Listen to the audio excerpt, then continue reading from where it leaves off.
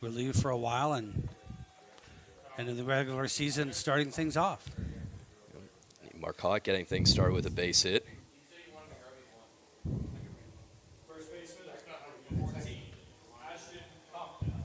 It is very funny, thinking about the full circle thing going from, starting pitcher to relief. But his performance last year was just so overshadowed by what Carter Hunt and Ryan Greifeld did last year. But he got all conference honors. He was a hidden gem last year. Yeah. I mean, I think opposing teams and those coming out to the park that they were used to seeing, like you said, Carter and Ryan, and then and there's like, oh yeah, we've got this guy Eli who throw as our third starter. Yeah, 6'6", senior out of Chicago, Illinois. He just threw 88. I mean, he gets close to 90, and when he's on, he's on. Oh yeah. The ball gets past Jensen behind the dish. Is there anything special about the catcher to you? Yeah, he's a 4-year member of the team. He's I know he's from Fenton. Oh. He has 3 cats and a dog. How good's his father? I'll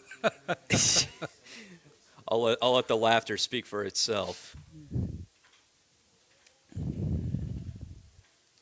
The 2-1 to Compton is in there. There we go.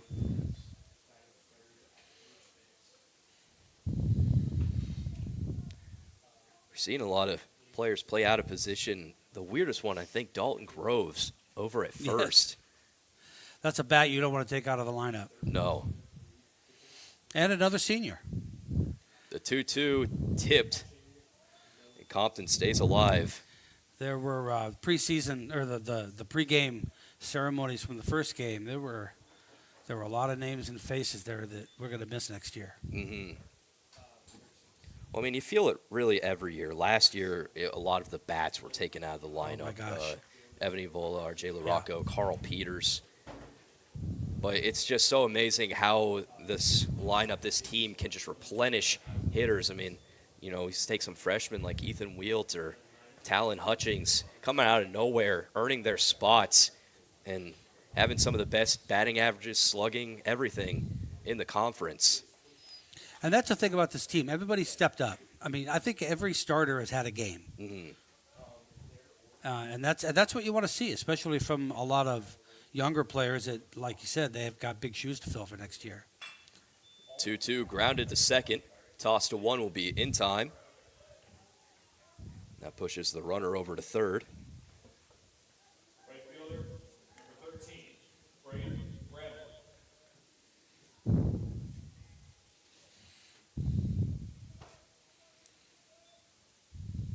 Next up will be Bramlett. And with Theodore out of the lineup in this third game, unless they bring him in, that will be his last game of the regular season. Finished with a .460 batting average in conference play. That's amazing. I mean, what a story he's been this year. Yeah. And, we've been talking about it up here with it seemed like he almost had a slow start for his standards. He was batting high 200s before conference play, and then coming into it has just dominated, outright dominated. He had that streak of multi-hit games across all of April and a good bit of March. Not only that, he's one of the premier stolen base threats in the conference, just swiping his 20th in the second game. And he's a great glove in center field. I mean, he covers a lot of ground. Yeah. I mean, he makes a lot of plays look so easy when for others it can be really difficult. When you've got that kind of fielding ability and you've got that kind of speed, it just makes it so much easier. He can play in where a lot of other fielders can't without any fear of getting back if he's got to get back. Mm-hmm. And that's really important to have in a center fielder. Men on the corners for Bramlett. As he grounds one over to the right side, Dalton tosses it to first. It's a right play, but he gets it done. That was a good play to get an out of that. Yeah.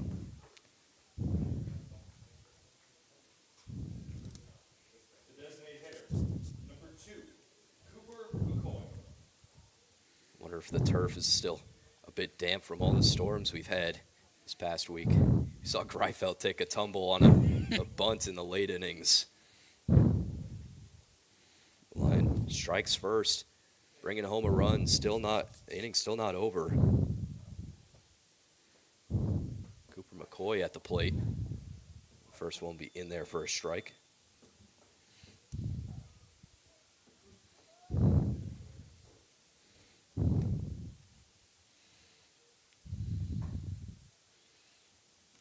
Two down. If we get out of this first inning with just a run, it's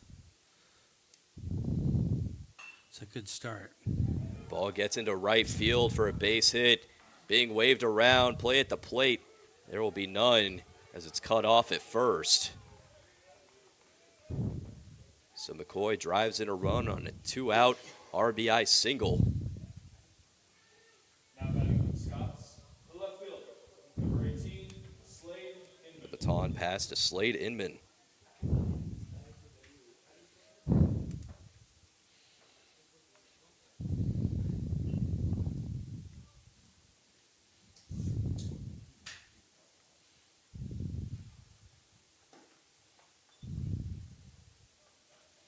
One common theme we've seen through these first 2 games, there's been some big-time double plays turned by the Gorlocks.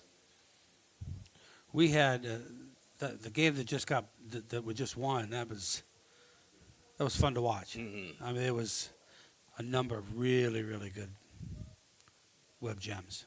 Yeah, both games have been excellent.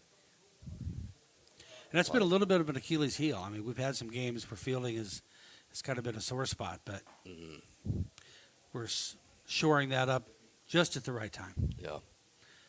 as we look ahead to next week. One of the biggest highlights for me has been Ethan Wields at first base.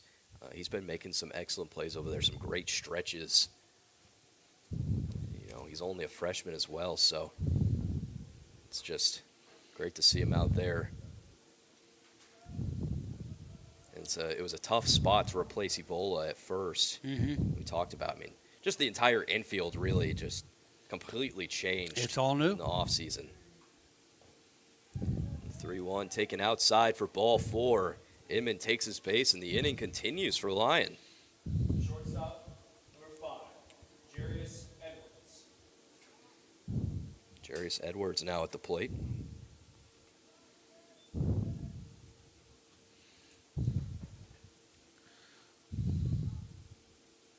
We've seen Ron Paula Matthews getting some jams like this the last few games. Just deep breath, and it'll be interesting to see how he gets out of this as a starter, given that he's been coming in kind of in the middle of messes the last few series. The third starter this season has been Colt Armbruster. He's won multiple SLAC Pitchers of the Week awards. And then once the starters are up, we usually see Coach BK in a close game turn to the man on the mound right now, Eli, for Wes Carter. And that ball plunks Edwards. It's been a common theme for Lyon coming into today's matches. They've been hit by 72 pitches in conference play to opponents' 31.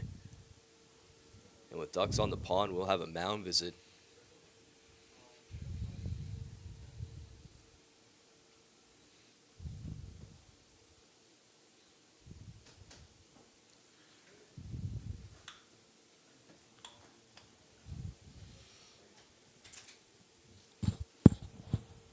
There's a chance that the Scots could bat through the order if Swallow is able to get aboard safely. We've got 2 outs. We just we need an out of any kind here, and we can get Eli out of this mess and take our turn at the plate. Big spot here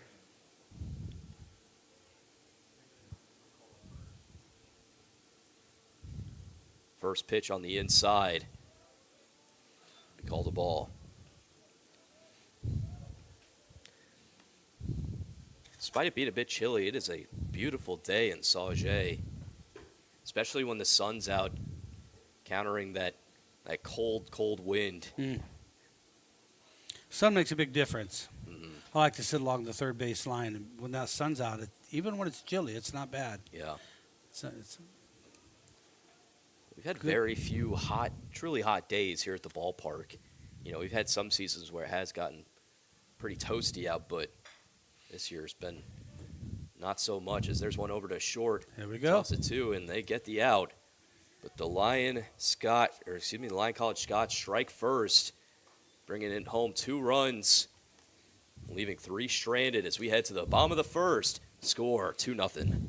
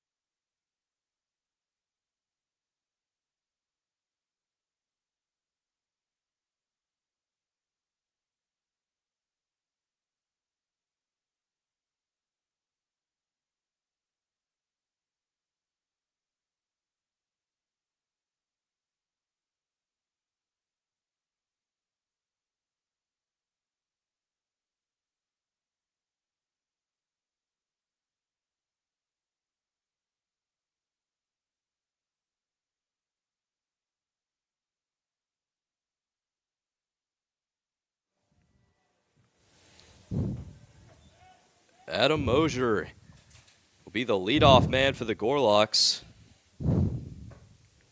Got shifted up 1 in the lineup.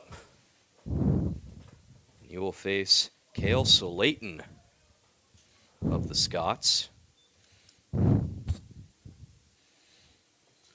Moses already had a good series.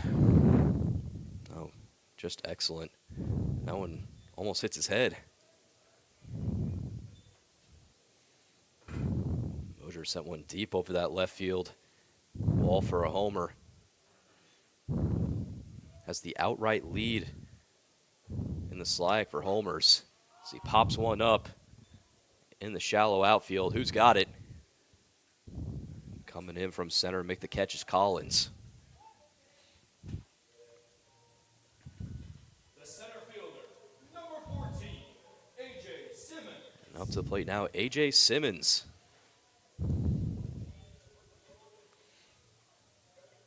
Another senior playing his last regular season series here from California. Simmons' first pitch is a strike. Simmons, another 4-year member of the program. He's gotten a few hits in conference play, batting .231. All 3 of his hits are doubles, so add that to your slugging.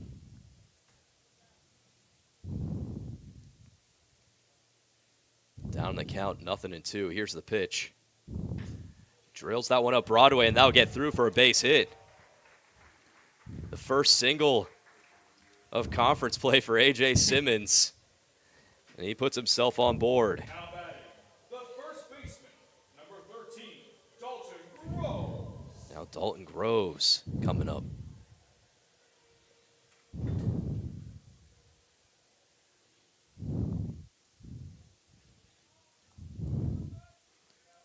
Playing in the second season with the Gorlocks after coming over from Fontbonne. He's been a good find. Well, we've been talking about it up here a lot. The main thing that makes him stick out, and one, it's very consistent through conference play and non-conference play. You can always rely on him, and I think that's because of how little he strikes out. Over 83 at-bats in conference play. He has struck out twice. 14 walks, 2 hit by pitches, adding some from earlier's game as well. Simmons taking off. Throw down is not in time. Under the tag. Second career stolen base. Simmons putting himself in scoring position. Yeah, we're the Gorlocks are sort of blessed. We've got 2 catchers, Nick Wroblewski and then Dalton, among league leaders, among our most consistent hitters. It's nice when you can get good defensive catchers that know how to handle the bat and handle it well consistently. Yeah. Well, that's been another thing to talk about as well. Also in conference play, coming into this series, the Gorlocks have stolen 67 stolen bases. So opponents just 9. They've been caught stealing 10 times, 9 stolen bases. And that's all because of Groves and Wroblewski, as that one shot up the middle and will also get through for a base hit. Simmons he being did waved not around. even slow down. Play at the plate. There will be no throw there. And Groves starts the scoring for the Gorlocks. It's an RBI single at Broadway. Now batting, the designated hitter, number 41, Andrew Zanakis. I know it's only the first inning, but this really speaks to something that's sort of characteristic of Webster baseball. There's depth. Yeah. You've got a lot of these guys that are starting this third game. They'd be starting for most of the conference teams. Yeah. Most of the other conference schools in the SLIAC. Now up Andrew Zanakis. First pitch, does he go around? He came He over here does. last year from Quincy as a graduate student with some eligibility left. A St. Louis native, wanted to play some more ball. Clubbed a homer in the conference championship. I remember that. Over the big wall. Yeah. Not a car shield. That right field wall is a red monster. It's a very strange conference tournament because we expected it was going to be Spalding and Webster, but Spalding dropping their games to MUW. MUW, a very solid squad. This season, both Webster and Spalding once again holding the 1 and 2 spot respectively. Getting that first round bye. Reminder, Spalding has won both of their series against Lyon and Webster. But obviously the big one is the conference tournament. Here's the 1-2. Taken in the turf, runners takes off. There will be no chance. Stolen base for Dalton Groves. Just his 3rd of the season.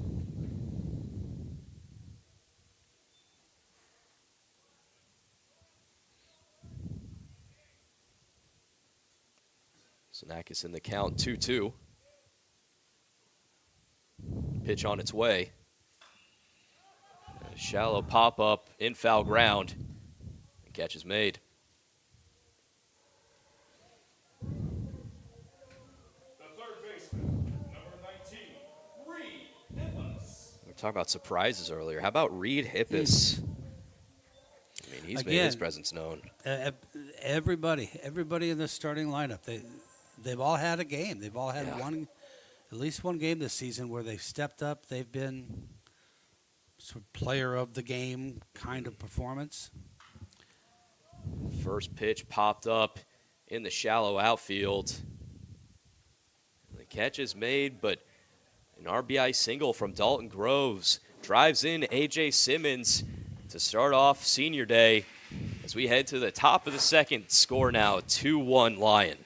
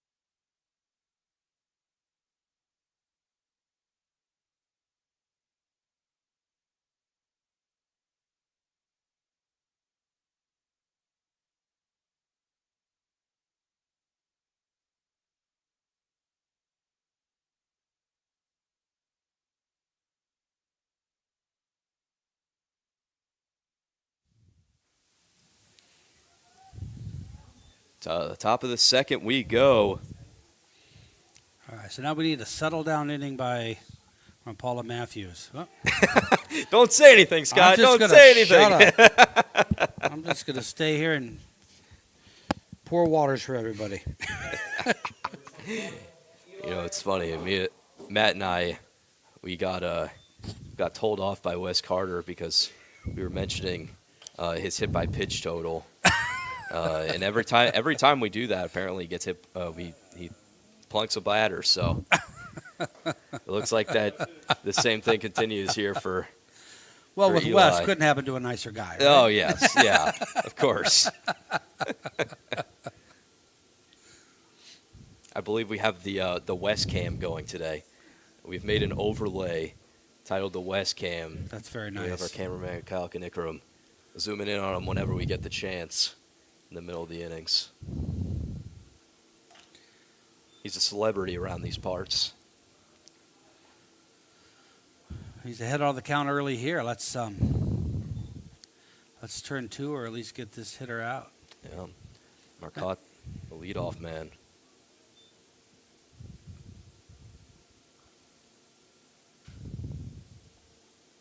Marcotte batting .345 in conference play. But he goes down swinging. Eli picking up a K. First baseman, number 14, Ashton Compton. And up next, Ashton Compton. Compton comparable to Groves with his hitting style. He's only struck out a few times. As there's a throw down to second. That'll be high.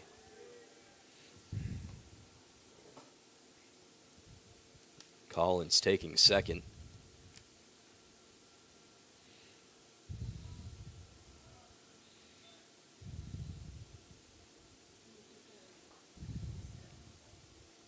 Over 94 at-bats in conference play.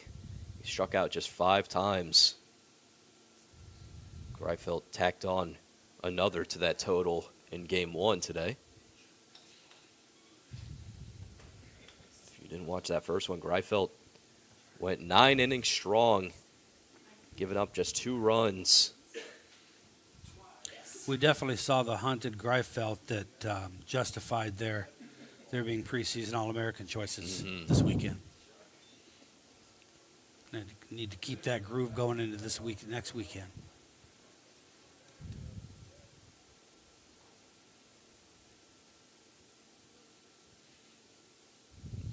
The 0-1 in there.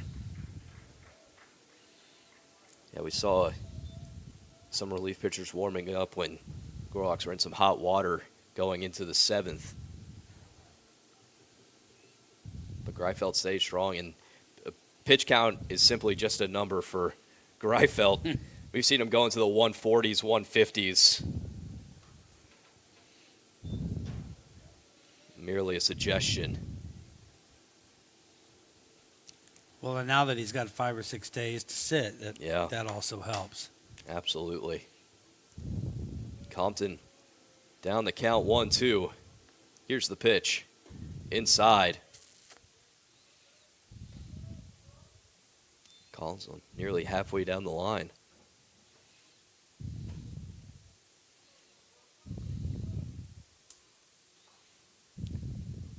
Wind blowing out here at Arsenal BG Ballpark. Going towards center. The 2-2 in the turf. A nice block by Jensen.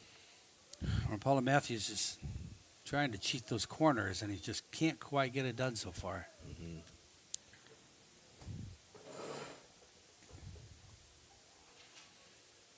Maybe another 88, 89 mile an hour fastball right down the middle, and just take care of this hitter. There we go. 3-2 swing, and a tip into the mid for strike 3, getting Compton. A tough punch out to get. The right fielder, number 13. And there's 2 gone for Braden Bramlett.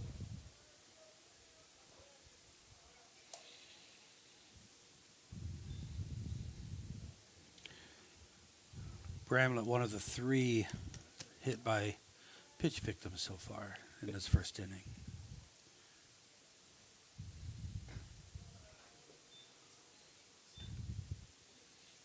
Yeah, he certainly crowds the plate. That's his style. Getting hit by his 20th pitch of the season. In second is Mosier at 13.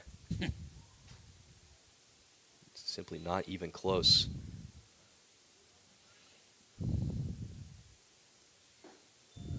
The 1-0 also low and away. And Lyon can be a tricky team to face if you have pitchers that can't find their spots, especially on that inside part of the plate. You see not just Bramlett, but a lot of these guys putting their feet on that white line. Well, and I think good hitters, I mean, when they see that works, and they see a pitcher's having a little bit of trouble, I mean, good hitters stand in and they make the pitcher throw strikes. They lead the conference on on-base percentage at just under 450 as there's a grounder over to third. A nice glove by Hippis. Throw across the diamond is in time. A 0 spot put up by Rampala Matthews sends us to the bottom of the frame. Score remains 2-1 Scots. West Ham.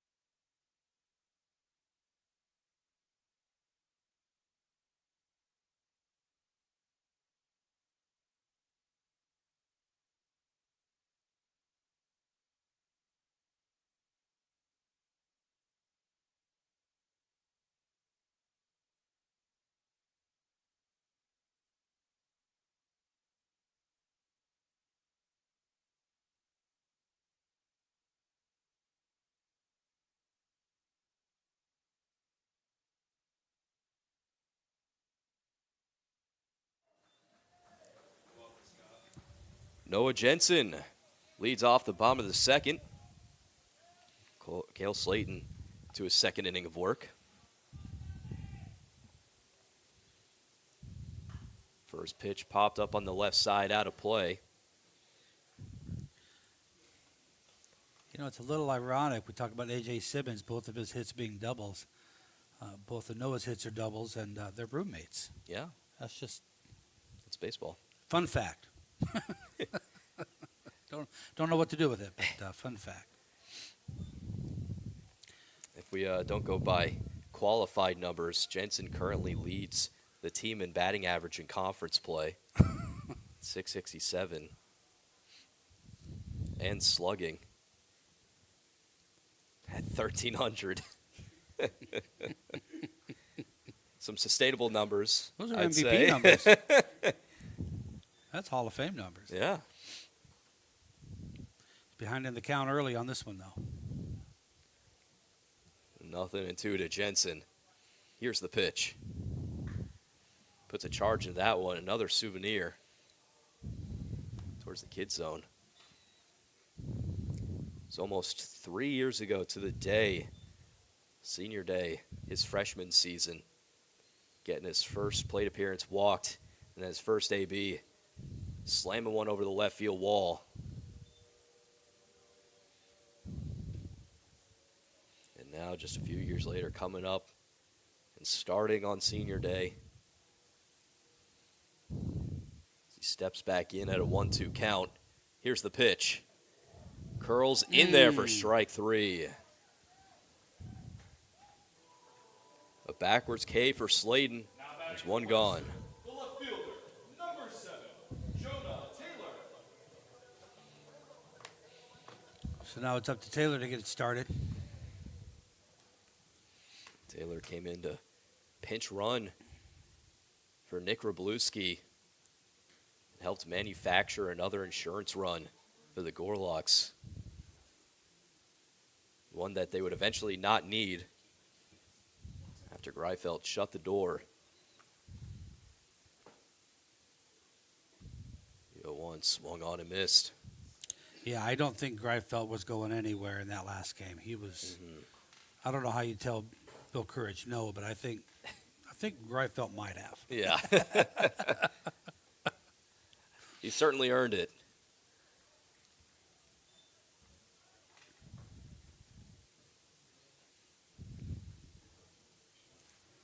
Here's the 1-2 to the senior. A good take. Marcotte playing behind the dish in this one for the Scots. Been seeing him out and right. Placing McCoy behind the dish. The 2-2. In there, strike 3.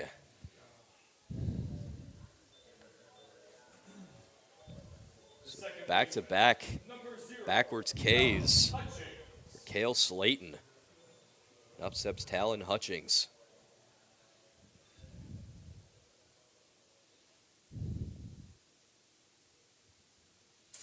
Freshman earned his spot in the lineup. Began starting games once conference play heated up. I feel like over the years of all of the positions, second base is the one that you see a lot of change with the Webster lineup. But Talon's really held on to that position this year. He's really owned it. And that middle infield was certainly subject to change. There's a lot of very solid middle infielders. Obviously, Charlie Pellissier playing at short today. We also have Jacob Charleston, who was the mainstay second baseman last year, as well as Braden Trissel.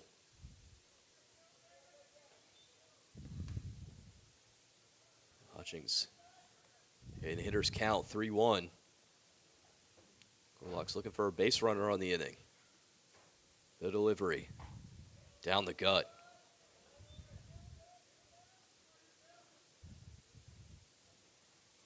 Slayton brings it to full. No one on, 2 outs. Here's the payoff. Inside for ball 4. So Hutchings passes the baton to Charlie. The shortstop, number 1, Charlie Pelliser.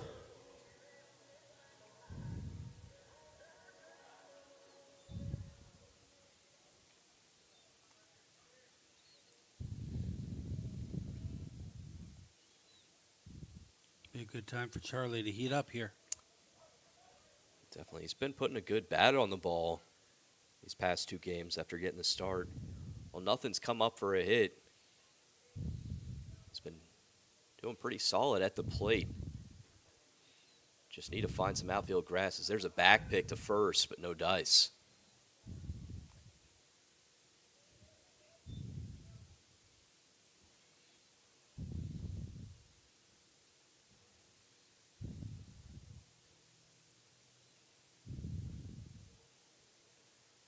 The 1-1. Taken in the turf. It's a full crowd on the Webster side. We celebrate 14 seniors this afternoon.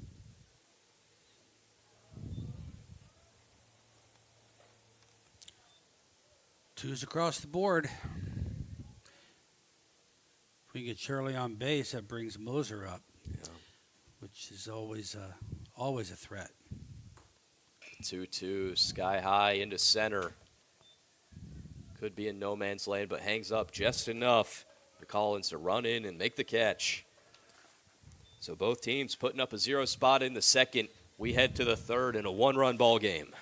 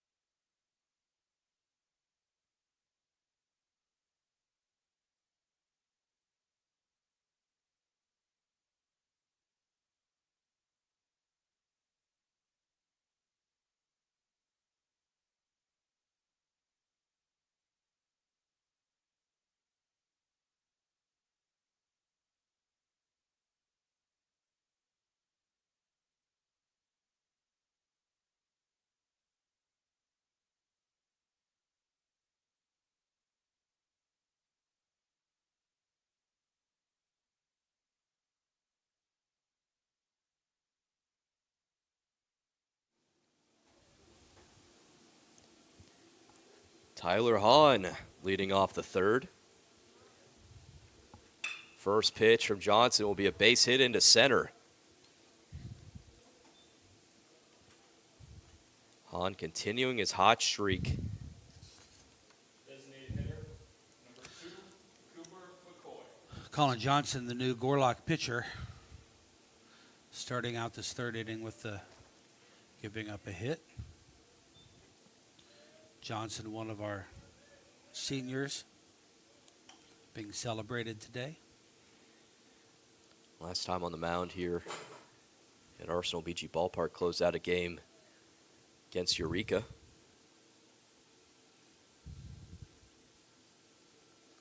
As he faces the DH Cooper McCoy. Played behind the dish in the first 2 games. Singled up the middle in his first at bat in the first inning. But got stranded at third. Tyler Hahn at first is the only Scot to not just record a multi-hit game, which he did both in the first 2 games, but also the only Scot with an extra base hit. All of the others have gone for just singles. We saw in the first game there were a lot of infield singles. Scott's batters have some good wheels. So far, they've had little to no answer for these Gorlocks pitchers as Johnson sits down McCoy. Yeah, this is not a bad team that we're playing. I think the Gorlocks have just really stepped up this weekend. Pitching has certainly been the highlight. Lyon's one of those schools at the top of the conference fighting for those 2 top seeds and buys in the conference tournament. Yeah, the scenario was very interesting heading into this one, especially with Spalding losing that first game against Blackburn. If they swept the series, then they would have won the regular season title. And if they won 2-1, then they would have at least had that first round bye. Spalding, as long as they won their last 2 games up against Blackburn, which they did, then no matter what, they had the first round bye. But there was a scenario where they could have taken home first place, and that was if the Scots won the series 2-1. Would have been Spalding first, Lyon second, and Webster third. So no matter what, the winner of this series is taking home the title, or excuse me, the loser of this series was not playing in the play-in, or had to play in the play-in game, and the winner, depending on if it was a sweep or not, taking home the title. Yeah, and I think baseball is that one sport. You don't want a one and done game. Mm-hmm. And especially with this conference, the head-to-head has been really interesting among the top 4 teams. You don't want a one and done, and when you do have it, you've got to pitch your best guy. So that takes them right off the table for essentially the rest of the tournament.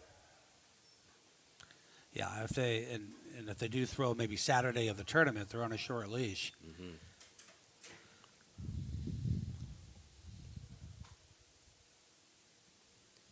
And then a full count against Johnson. Here's the payoff. Runner takes off as that ball's popped up on the infield. Runner will have to retreat. Ball is caught. Nice job chasing that ball down. That's Groves running all the way over from first. Number 5, Jarius Edwards.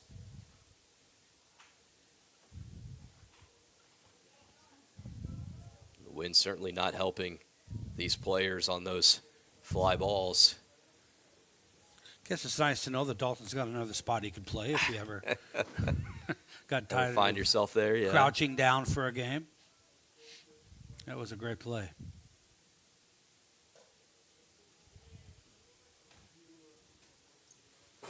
We'll excuse that tumble in the first.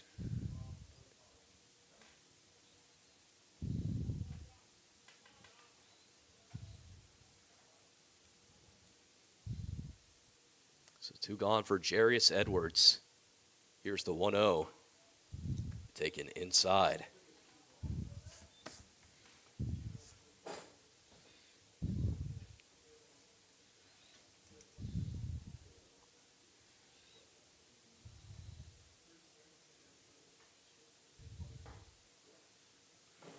Another one near the hands. Trying to find that corner. You know, Johnson's going to have to battle back in the count.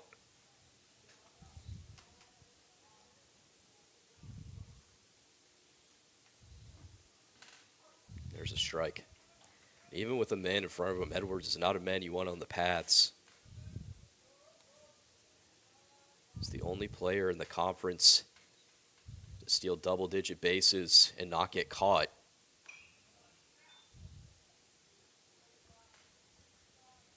But Johnson able to bring it back from 3-0 to full. He'll try to put up another 0 spot for the Gorlocks. Man on first, 2 gone.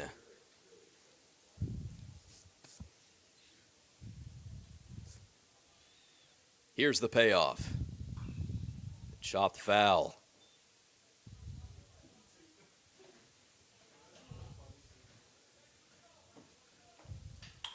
Still sub 60 in Sauget. 59 degrees out. But the sun shining down bright on these players. The delivery. Chopper over to short. Only play is going to be at 1. And they get him. That was a great play. Good work by Charlie at short. And it's another 0 spot from the Gorlocks as we head to the bottom of the frame. Score remains 2-1 Lyon.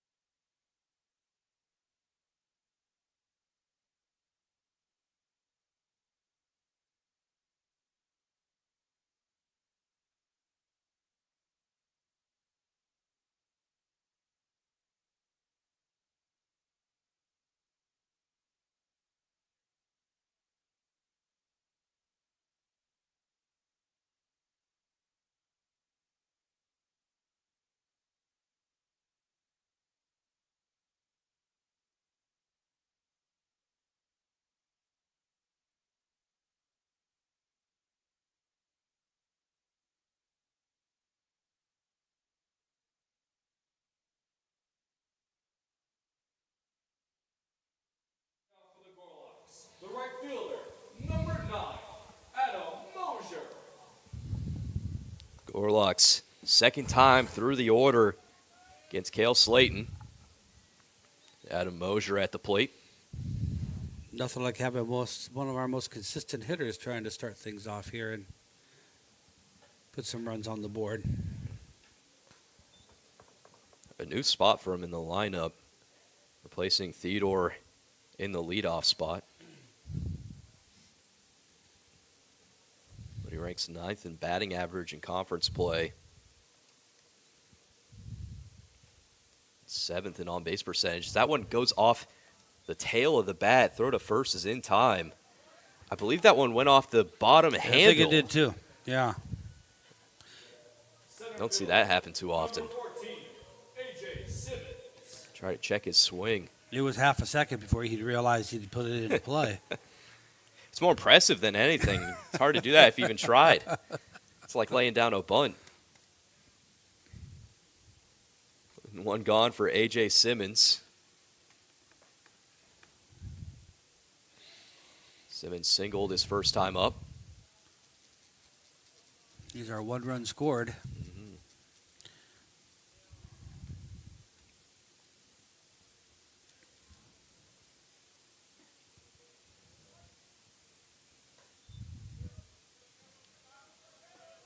There was a best hair contest in the Gorlocks. I think he'd be in contention.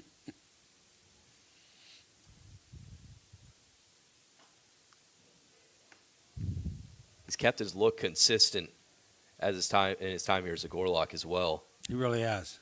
Yeah, he really has. It's up in the count 3-0. See if he has the green light. He'll take it and finds his own. So Slayton wants a battle.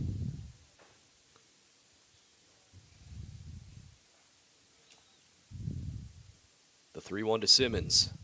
Swing and a miss.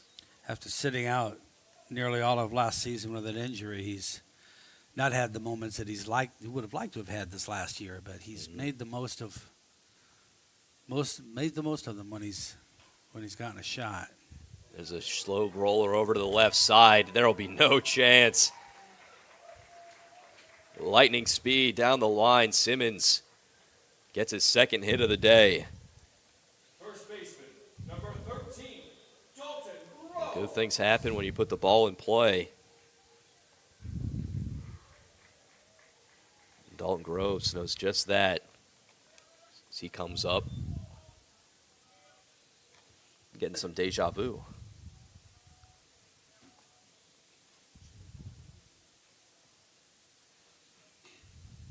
Simmons once again taking off. There will be no throw. Now it's really hitting. We just need another single from Dalton Groves.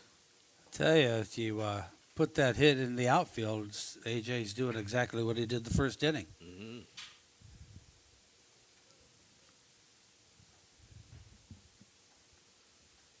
The 1-0 in there.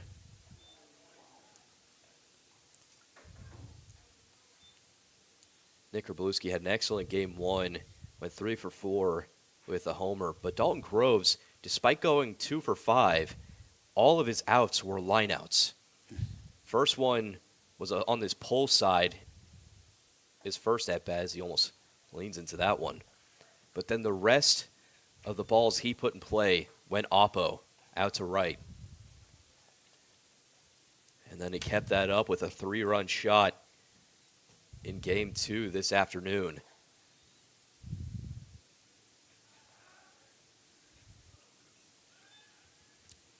Yeah, they've been a 1-2 punch all this season.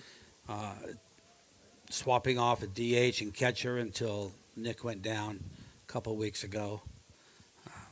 Dalton has been doing all the catching since then. But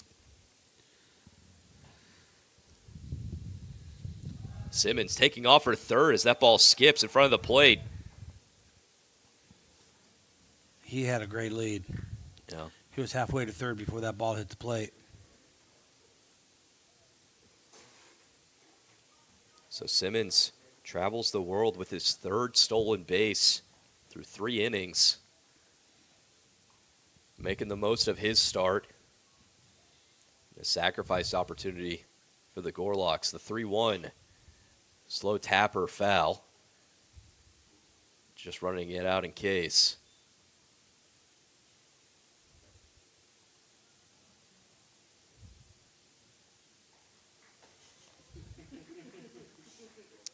The count is brought to full on Dalton.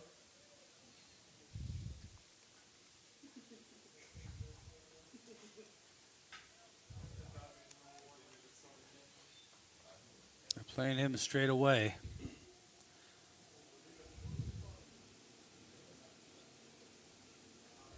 3-2 count. Man on third, 1 out. Here's the payoff. Taken in the dirt for ball 4. It's another walk for Dalton Groves. And there are men on the corners. The designated hitter, number 41, Andrew Zanakis. Walked twice in game 2. You'd have to go back to April 16th, and the last time he struck out is against Principia. He went 1 for 3 that day with 2 RBIs. So now with the tying run at third, go ahead at first. Upsets Zanakis as he flies one into shallow left. Simmons tagging up, and he takes off. Throw to the plate will not be in time. A sac fly from Andrew Zanakis brings in Simmons after he swipes 2. Third baseman, number 19, Reed Hippos. And that's Gorlocks ball for you. That is. It's a fun team to watch. Every year, the one thing you know you're going to see is some bunting, a lot of running. They're a fun team to watch. Scrappy. And they're by far the best home run hitting team in the league as well. Well, and that's just what I was going to say. As scrappy as they are this year, we've seen the long ball Yeah. like we haven't seen it in previous years. Especially in conference play. At the beginning of the season, we didn't think it would be as much with the departure of a few of our main power hitters. So runner takes off, no chance. Groves takes second after that ball gets away from Marcotte. In the first 2 Webster Invitationals, we didn't see a single home run from the Gorlocks. But they kicked it in a high gear after that. My goodness.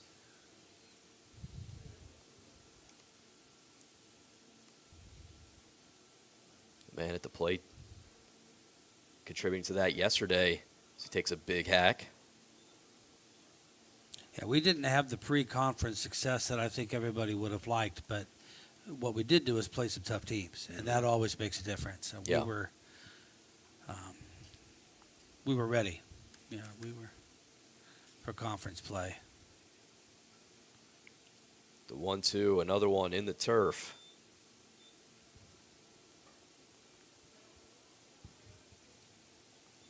I believe we played Denison early to start the year, who, if they aren't first now, they certainly were at a few points in the season.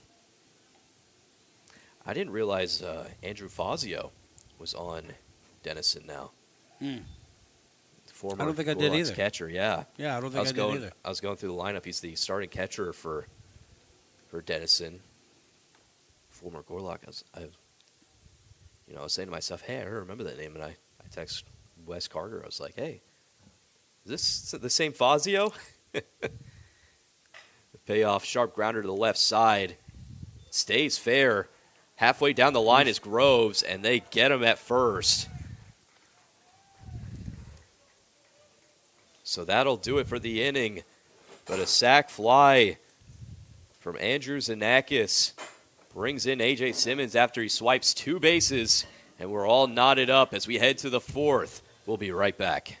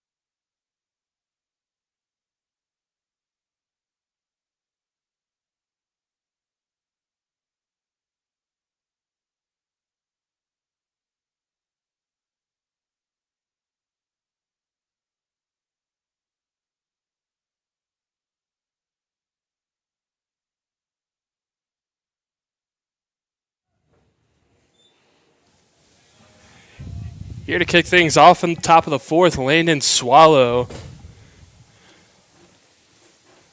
Swallow's made a couple nice defensive plays at second base in this series. Hasn't really been able to do too much with the bat, but nonetheless, still a good ball player. Colin Johnson still on the mound for Webster. Both teams 2 runs on 3 hits as we move into the second third of the ball game. It's been a very dead even ball game, like you just said, Scott. 2 runs, 3 hits for both teams. Even the last game only decided by a couple runs until the very end, as that one's going to find its way into left field and rattle around in that Gorlock bullpen. And Landon Swallow has himself a leadoff extra base hit. Yeah, we might have been able to keep him to 1, but that carom didn't do us any favors. Well, it also kind of depends on what you hit over in that corner. If you're going down the line and you hit the padding, it's going to take a bounce straight back into left. If you hit the bench, the metal part of the bench, it can go anywhere. And if it hits the brick, it's pretty much going to stay either right in place or go right back the way it came. So what does it do if it hits the relief pitcher who's sitting right on the end of the bench? Yeah, you know what? You never know. I'm surprised that I don't think I've seen that so far in my They time scatter here. really well. They do scatter. We were talking about that in game one, how some of them jump up and go into the kids zone, some of them stay where they are, and some of them even go into fair territory. 0-1 Collins flashes bunt, pulls it back though.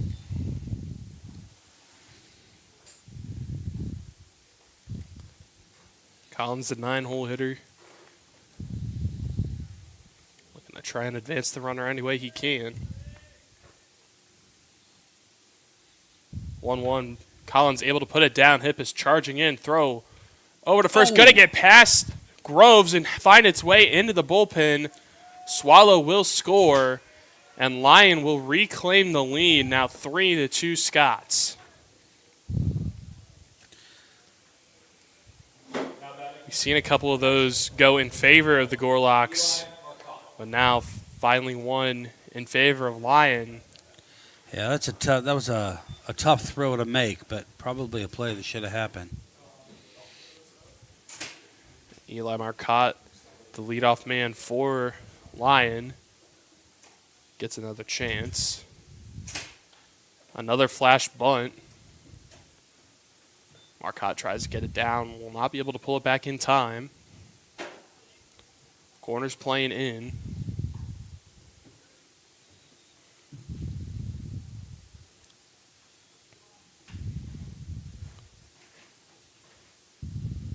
Oh, 1. The inside part of the plate for a strike. I'd say maybe it's because I'm an old guy, but really enjoyed the small ball this weekend.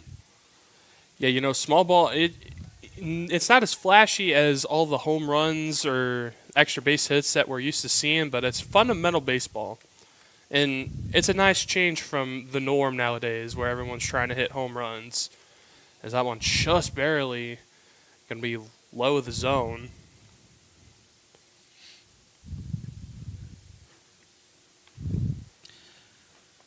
And it puts your fielders on guard. It's hard to know where to position yourself, particularly when you got runners in scoring position. That one, shallow pop fly in the infield. Hippis will range over 3 steps to his left to make the play. That'll be out number 1. Now Ashton Compton getting another chance here in this one.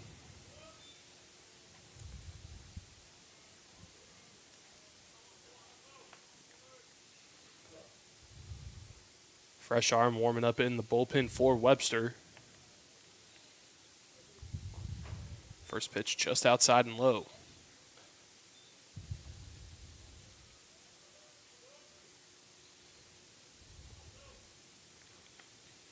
Compton, one of the only players that I've seen from Canada as someone that Webster has played against. I don't see a lot of Canadian ball players in college ball here, at least in the United States.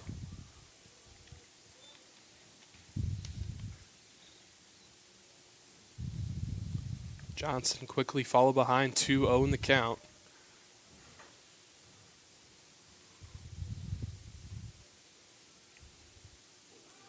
Pickoff attempt.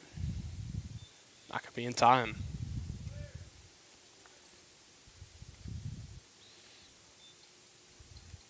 He came set pretty early on the pitch clock, so we had some time to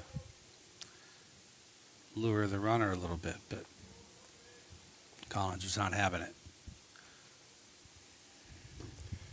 2-0 breaking ball missing low. See if Compton will have the green light here.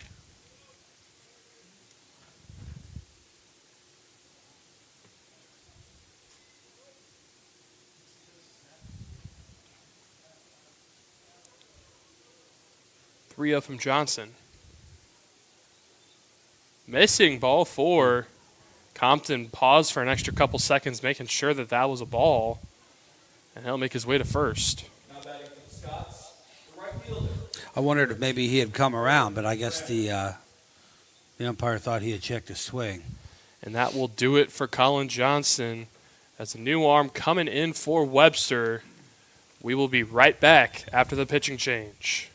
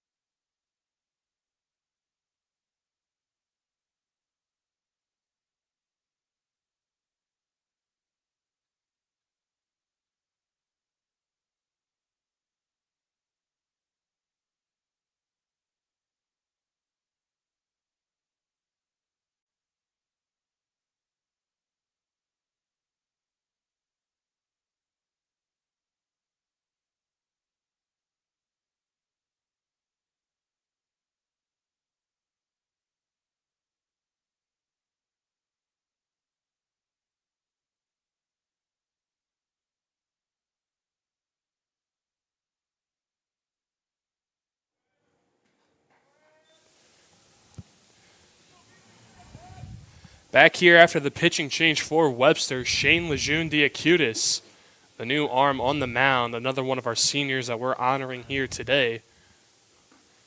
First pitch from him, low and outside.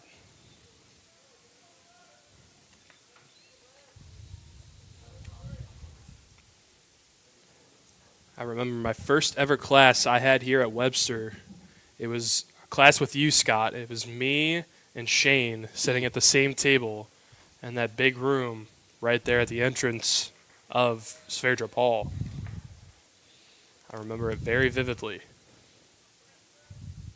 Yeah, Shane's one of our many ball players from Colorado.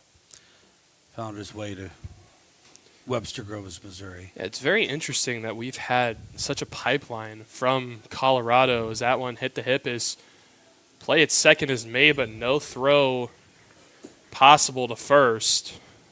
So splitting up the runners now on the corners. And that is going to bring up a pinch hitter, Parker Thompson.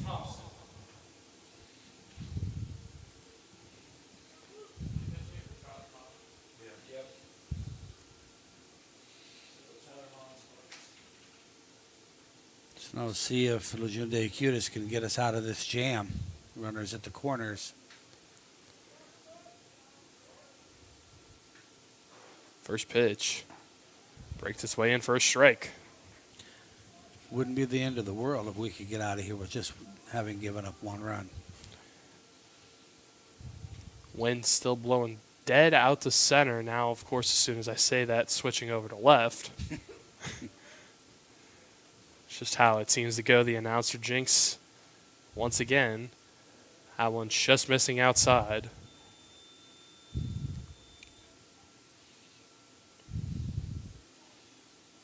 Still largely playing him maybe to pull a little to left, but really mostly straight away. 1-1 breaks its way in. Good pitch there. Lejeune-Diacutis looking to work his way out of the jam. He's got a pitcher's count.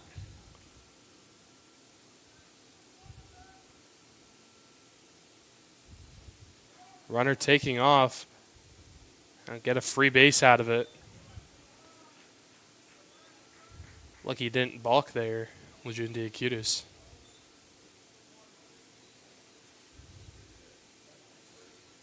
Yeah, it's tough when you got runners in a corner position. That's certainly a box situation.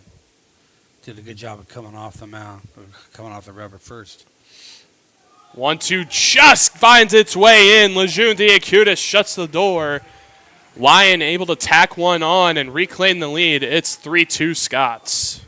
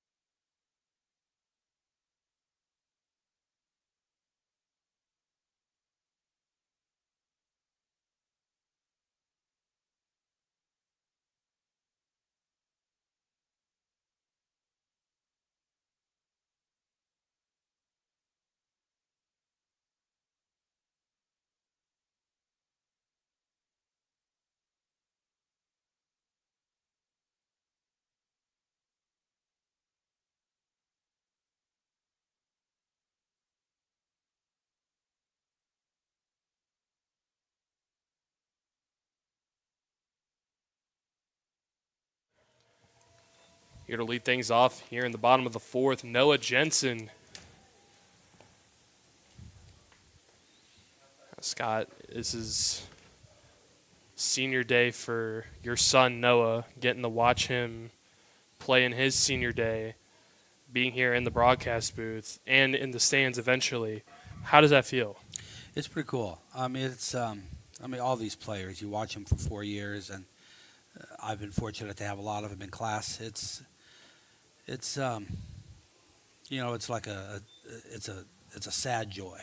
Yeah. They're doing what they're supposed to do, supposed to get out of here, but you don't really want them to leave. So.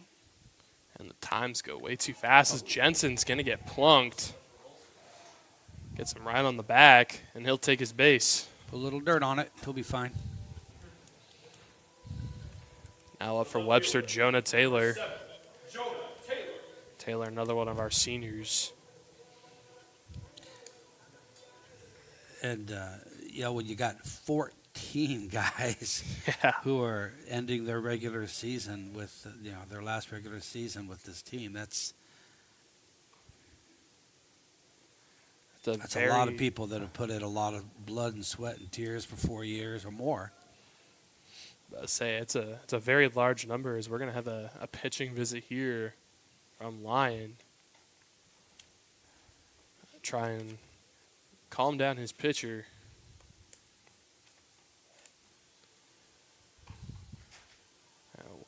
It's good to at least try and come out and talk to your pitcher now before anything gets too out of hand. Of course, you give up a hit by pitch to the leadoff man. Anything can happen here in this lineup. Got 7, 8, 9 coming up. Yeah, and Lyon doesn't want to make that trip up from Arkansas. It'll go back home with an 0 for 3 record up here. They want to pull this game out.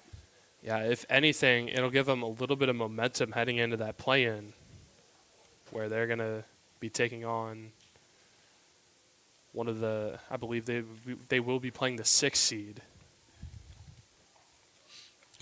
Yeah, and make no mistake about it, this game matters. These seniors that are getting a shot to start, they want to make a statement as well for the Gorlocks. 1-0 pitch breaks his way in.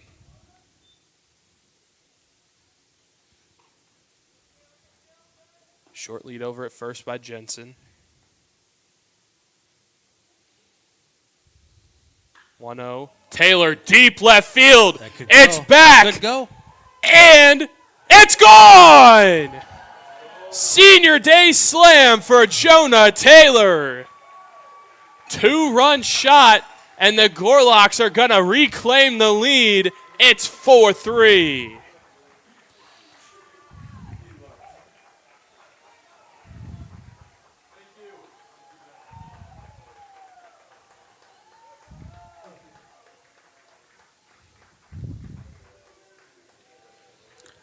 Well, that's a great senior day moment for Taylor. Second baseman, number 0. Big fly for Taylor. And coach is going to come back out, and that looks like it will be the end of the day for Cale Slayton, as we are going to have a new arm on the mound for Lyon. We will be right back.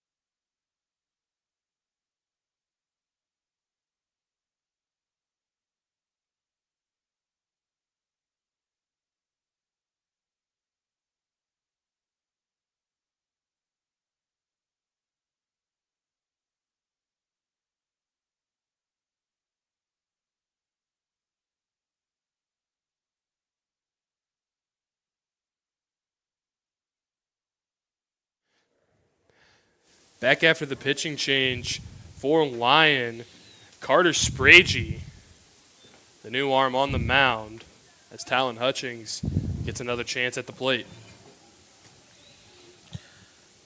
Spragey's got a 27 ERA. He's thrown 5 innings and given up 8 walks, but got 5 Ks. So Pop into foul territory.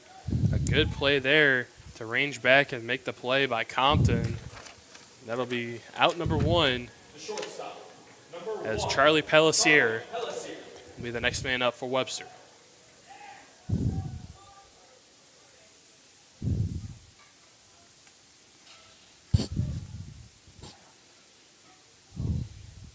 First pitch. Big swing and a miss. Pellissier's done a good job the last couple of games holding down the shortstop spot in the starting lineup. He's played shortstop this whole series. That one going to be low. Done a very good job defensively. Hasn't been able to do too much with the bat, but he's had some hard outs. That one a little squibber rolling. And it's going to get past the glove of Swallow at second base. That one, you could tell from up here, had a bunch of spin on it. And it's just going to sneak under the glove of Swallow. Now batting, the right fielder, number 9, Adam Mosher. That E4 gives us a shot at doing a little bit more damage here in this inning. And especially with Adam Mosier up the bat, probably the most dangerous Gorlock hitter this season. He can make him pay here. First pitch to him, breaks inside, but just barely missing.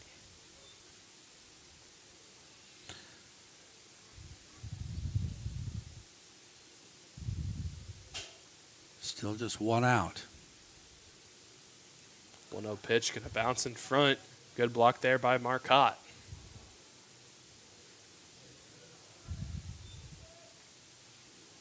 Each team's got 4 hits. Each team has committed an error. And just a 1-run game, so it continues to be a pretty well matched up ball game. Quickly now 3-0 to Mosier. See if he's going to have the green light. You figure if anyone in this lineup has it, it's going to be him. Here's the pitch. Big swing and a miss. There's your answer.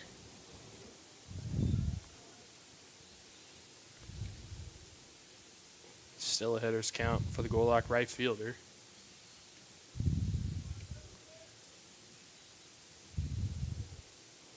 Three-run from Spragey.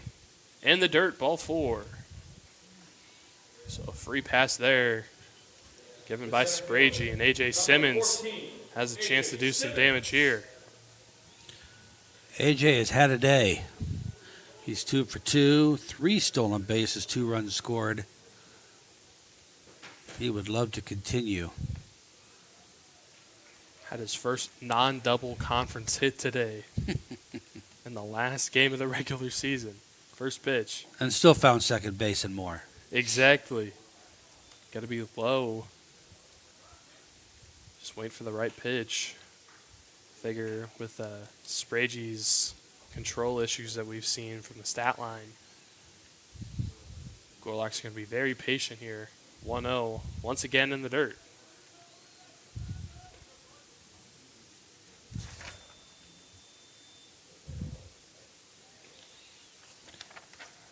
Marquette's working hard to try to keep that ball in front of him. Prevent Gorlock runners from advancing. 2-0 breaking ball just missing.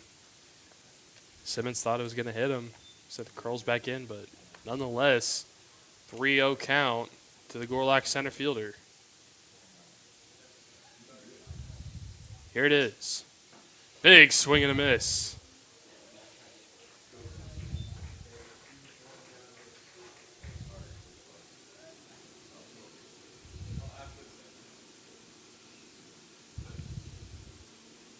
Three-one to Simmons. Fouled back.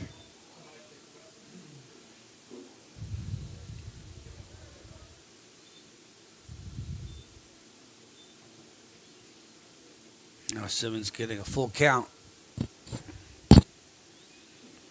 payoff pitch, runners go. Big swing and a miss. No throw will go to either base. That'll be the second out of the inning.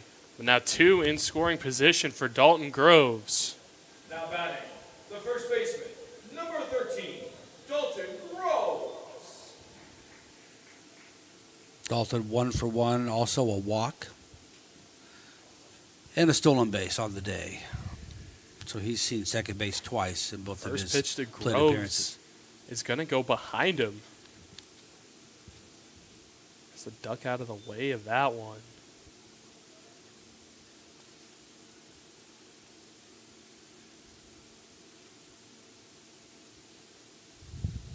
One 0 in the dirt, going to get past Marcotte, and that will score another run. Pellissier comes in. It's now 5-3 Webster.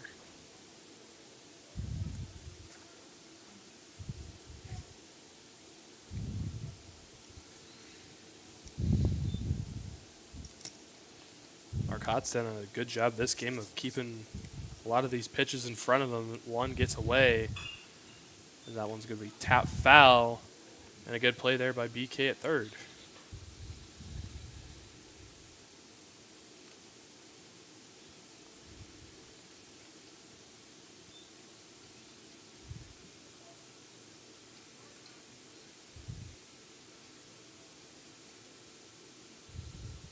Two 1 to Groves, way outside.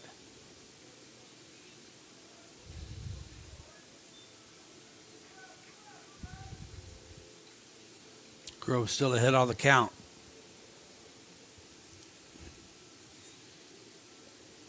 There he won big swing and cut into the net.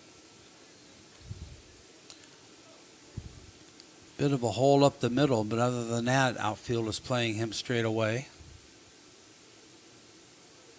Full count, Groves can put it anywhere on the diamond. Here's the pitch. Chopped, and that's going to go foul. BK can't make 2 in a row.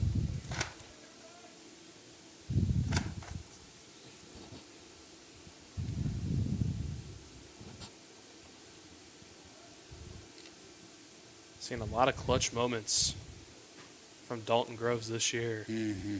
He's looking to add on to Defensively it and here. offensively. Exactly. Yeah. Moser should be going on this pitch. Another one. Upstairs for ball 4. Unless it's a walk. Another base runner for the Gorlocks. And that brings up Andrew Zanakis. Designated hitter, number 41, Andrew Zanakis. And it looks like we're actually going to have a pinch runner. And Cole Eggerding will be the pinch runner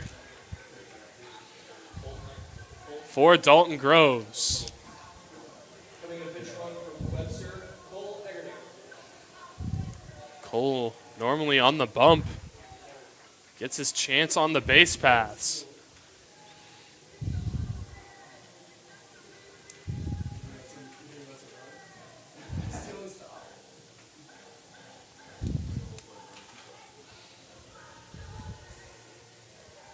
Cole, very tall at 6'4", has a little bit of extra reach if he tries to go for a stolen base.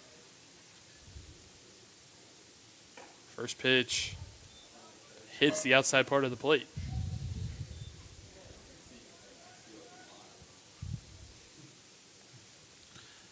Sanakis is a long ball threat with 2 on. Could open this thing wide open. He's quickly down 0-2 in the count. Trying to keep the inning alive and put up a crooked number for Webster. 0-2. It's going to be chopped just foul.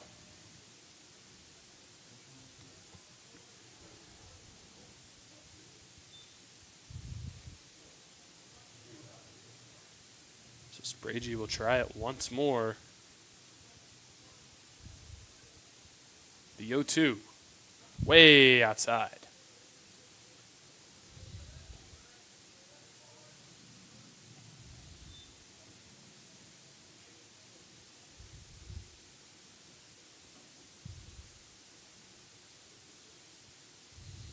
Pitch.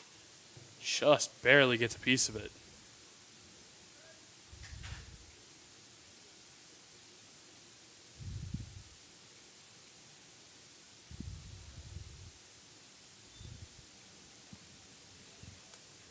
Tip is on deck for Webster. The 1-2. Big swing and a miss. So Spragey finally gets out of it, but not after giving up 3. The Gorlocks able to reclaim the lead. It's 5-3 Webster.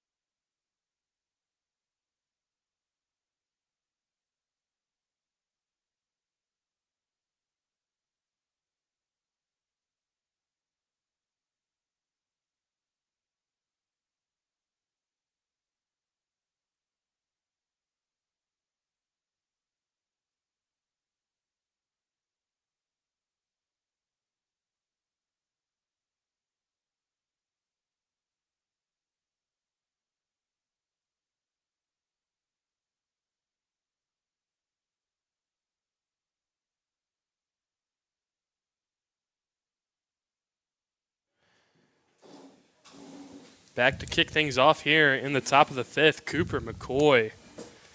We have some very exciting news for you guys at home. Coming in to play second base, Carter Hunt. Carter, normally a pitcher we saw him pitch in yesterday's game against Lyon. Now getting his chance on the field, not on the mound. And Colton Egerding comes in defensively after pinch running for Dalton Groves. He's got first base covered. Yeah, he takes Groves' place at first.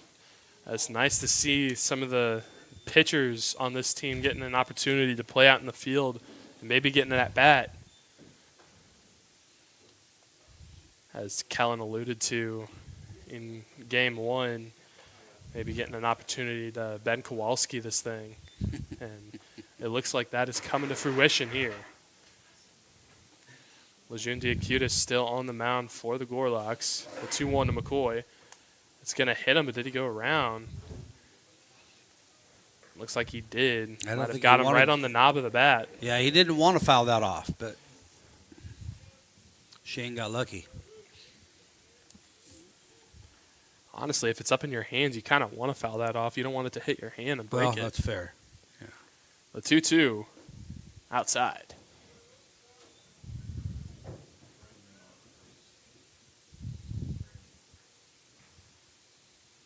Arm on the mound for Webster.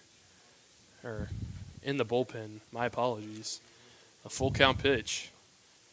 That one also going to hit off the knob of the bat. McCoy just has to take a step out and shake his head at that one. 28 off the knob.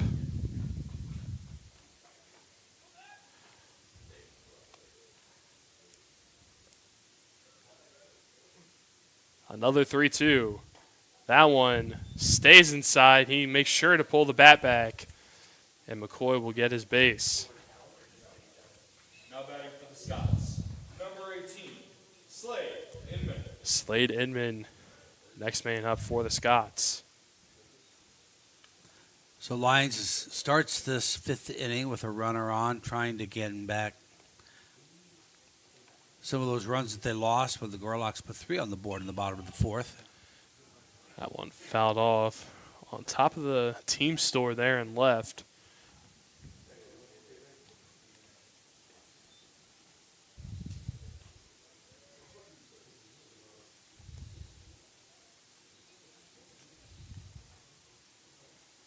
Shane not looking over at first. 0-1 in there for strike 2. Tell you, we've got After some clouds early on, a little bit chilly, but it's become a really gorgeous day for baseball. It really has. It was gorgeous either way. But now the 0-2, chopped on the ground hard, but going to head into the Lyon bullpen. Yeah, when you think of baseball, though, this is the type of weather you think of now. Sun shining, not too hot to where you're burning up, not too cold to where you're shivering. Mm-hmm. This is a perfect senior day here at Arsenal BG Ballpark, and that one's going to bounce in front of Jensen. No throw down, no Does runner a good going. job of keeping it in front of him. Keeps Lyons at first base, or McCoy specifically.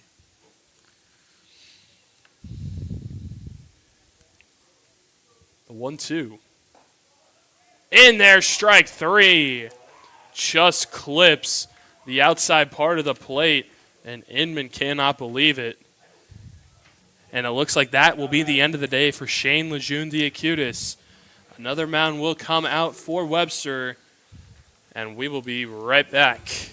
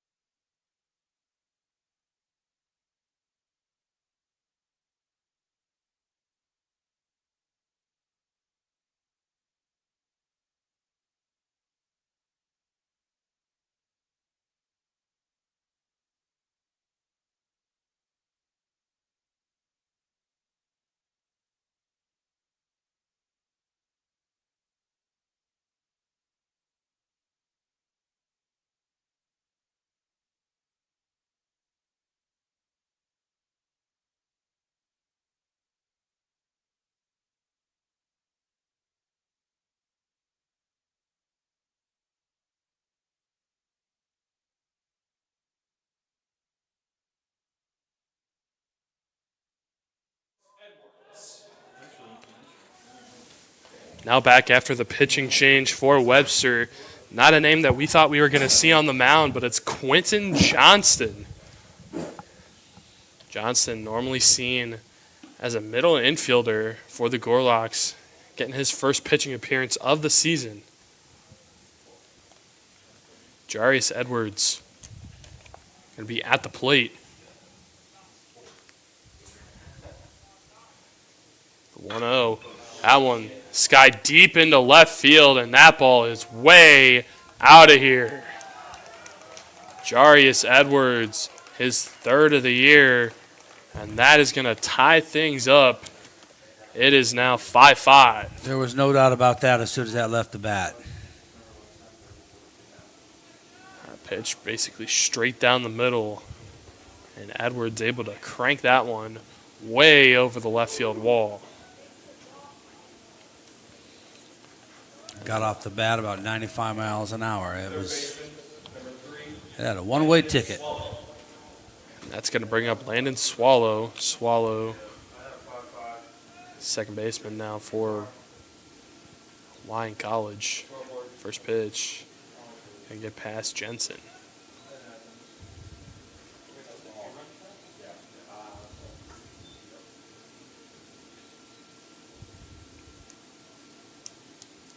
Oh no, fouled back.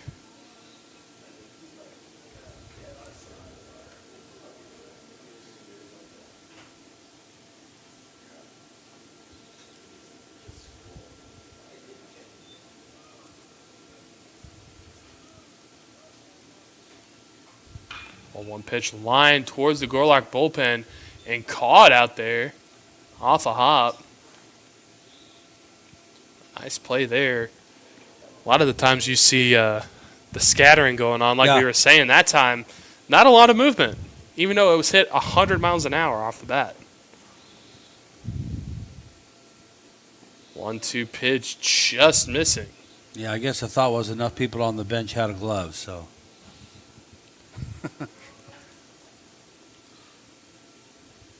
Johnson's pitch lined into center field. That's in Simmons trouble. ranging in, slides, and he makes What the a grab. catch.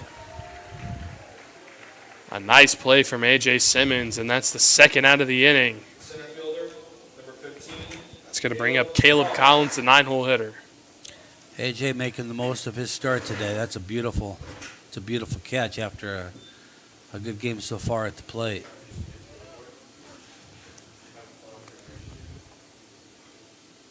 First pitch of Collins in there for strike. Another arm warming up for the Gorlocks. Trying to get as many seniors in as possible. One big swing and a miss.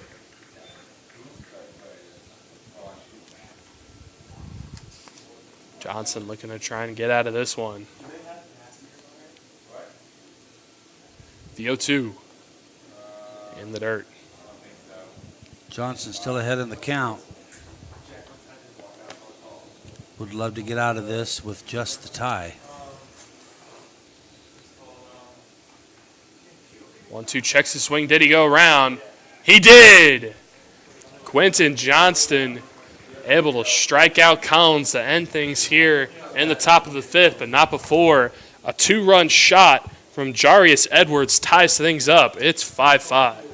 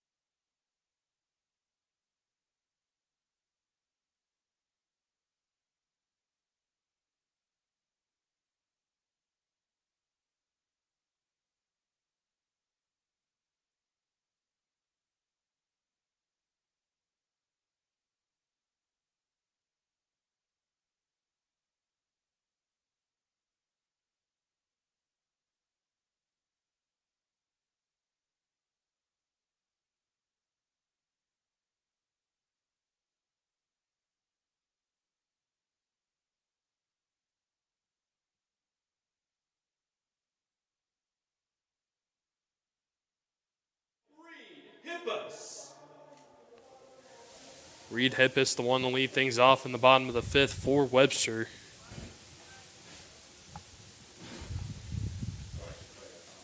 Reed, one of the non-seniors, starting here in this game.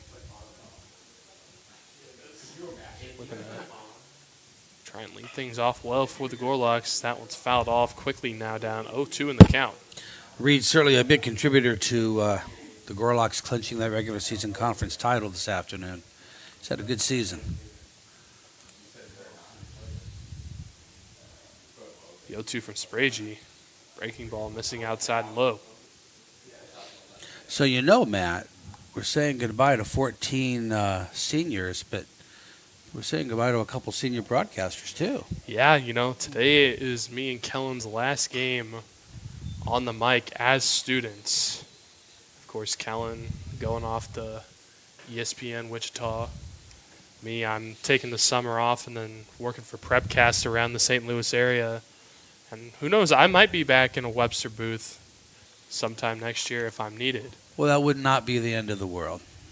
I don't think it would be either, but I feel like at this point some people are tired of hearing my voice on these broadcasts.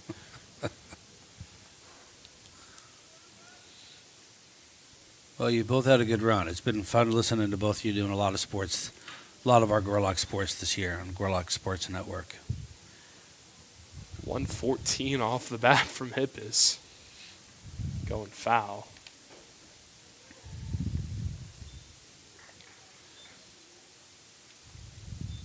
Coming here, I didn't think anything of doing broadcasting. I came here for a business degree, and I happened to take that class that I had mentioned earlier as Hippis. I take it low for strike 3.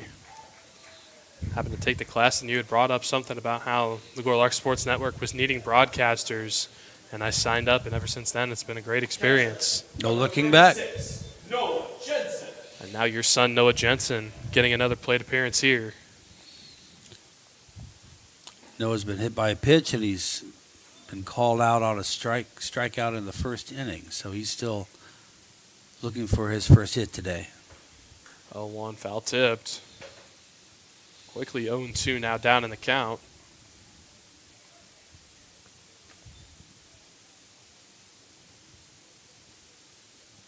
Here it is. Swing and a miss, strike 3.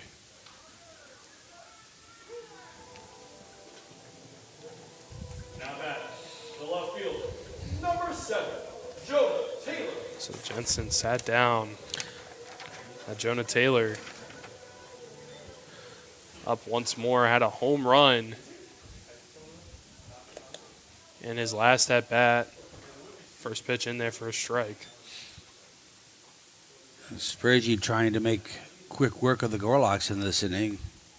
Taylor would like to make sure that doesn't happen. That pitch fouled off the leg of Taylor.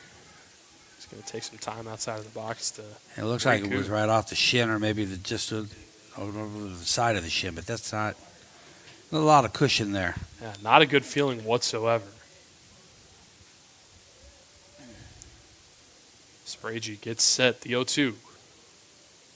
Missing low.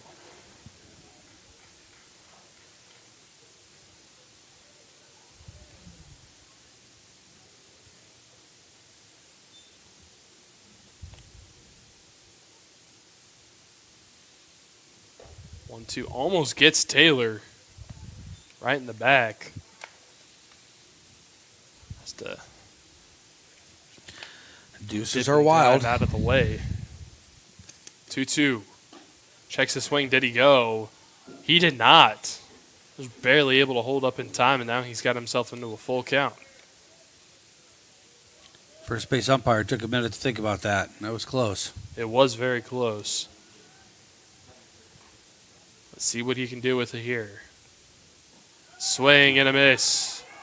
So Spragey gets out of the jam. And nothing going for the Gorlocks in the bottom of the 5th. Score still sits 5-5.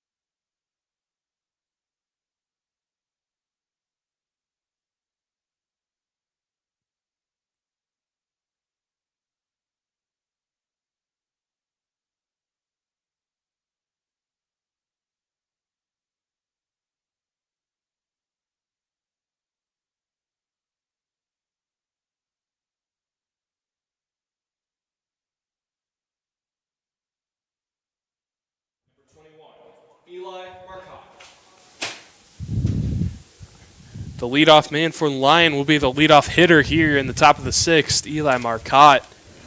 And Quentin Johnson still on the mound for the Gorlocks. First pitch from him, sharply hit out towards the Gorlock bullpen.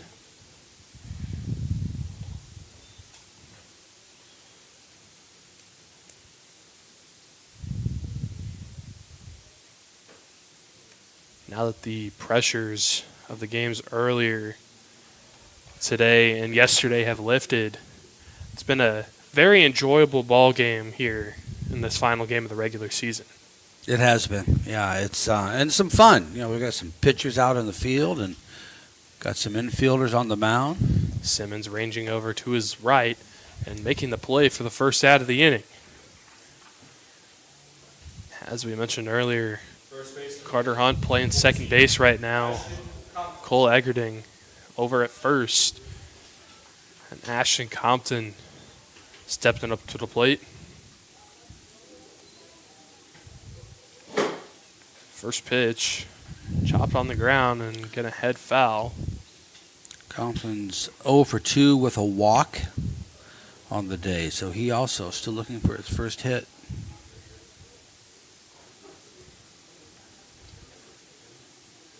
A 1 from Johnston, outside.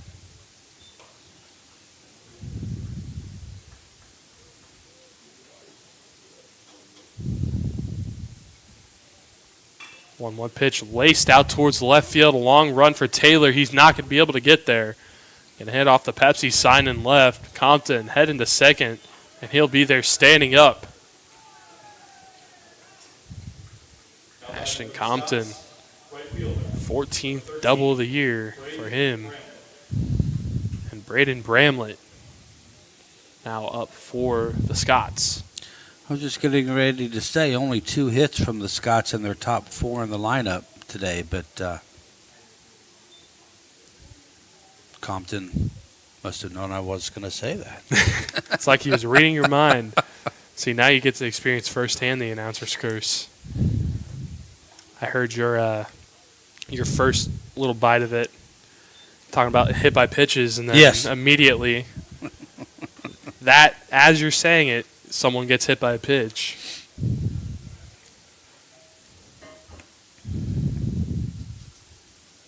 Johnson looking to keep this one a tied game here. 0-1 to Bramlett. Inside and low. That's going to clip him. Maybe got him on the tip of the cleat. Bramlett had absolutely no reaction there. Now batting, the second baseman, Now 2 on Parker Thompson. for Parker Thompson.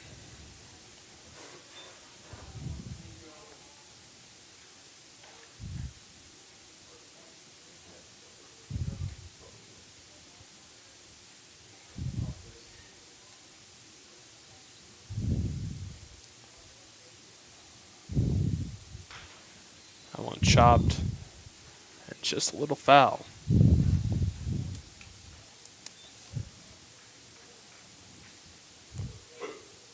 Got 2 arms warming up now. The Gorlock bullpen.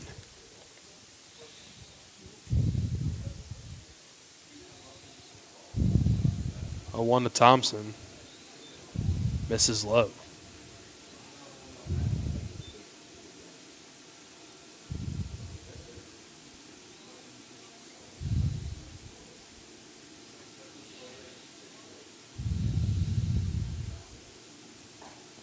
One breaking pitch in there.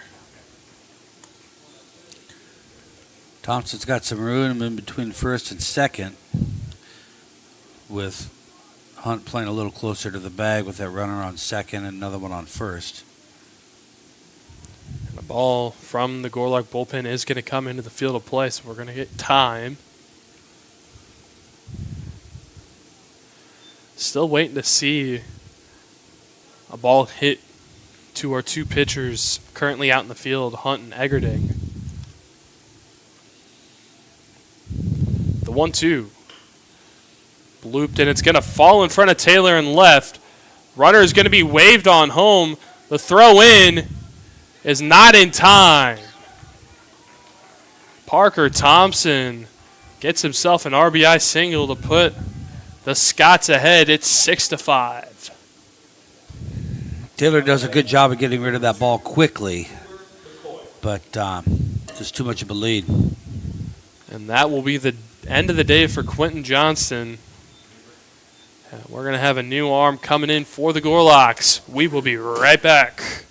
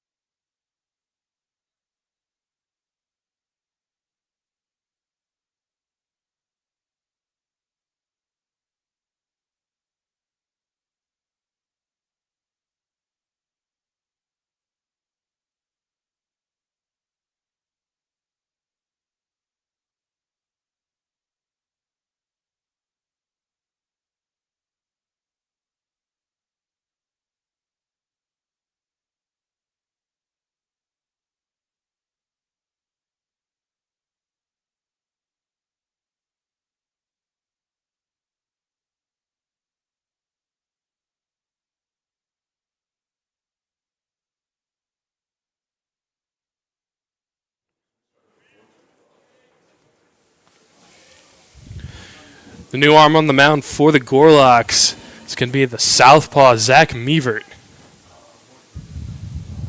Meavert, another one of the seniors being honored today.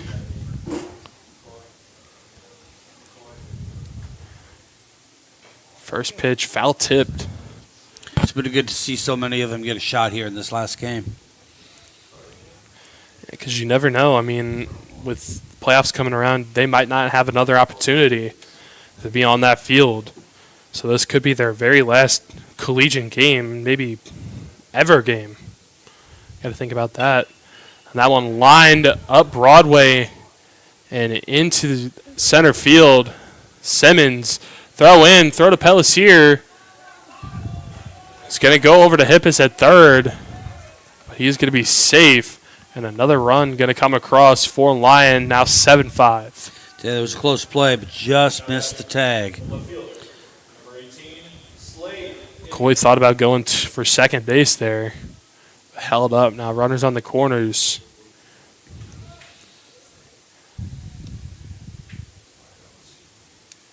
And Slade Inman gets another chance at the plate. Inman's walked, flied out to first, and struck out looking. So, looking again for his first hit of the game. Inman takes the first pitch in for a strike. Now the 0-1, just a little bit outside.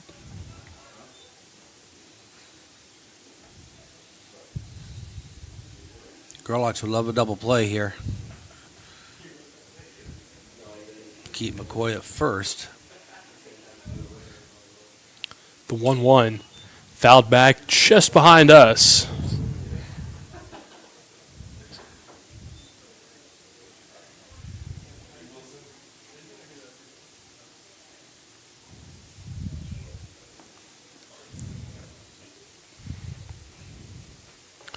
1-2 pitch inside there on Inman.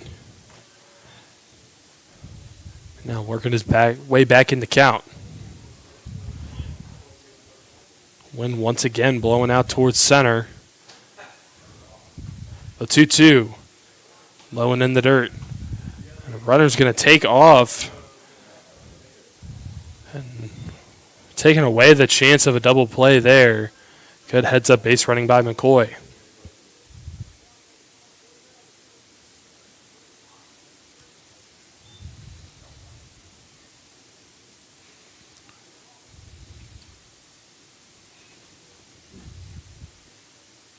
Wind's blowing straight out now. 3-2 from Meavert. In there for strike 3. Just finds the inside part of the plate, and that's a huge strikeout for Zach Meavert.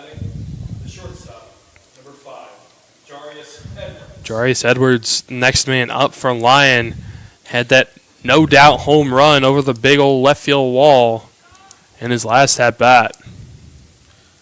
That's what the Gorlocks needed. Now they just need any out ends this. First pitch. Gonna be in the dirt.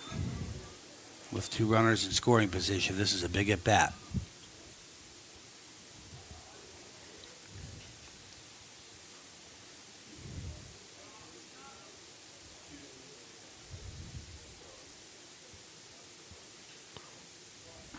One runs inside.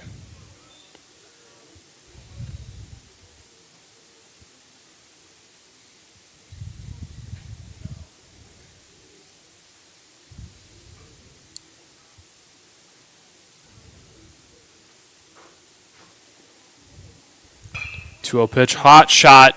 Harder, Hunt just tries to grab it, but not enough hops. And 2 more runs come across, now 9-5 Lyon.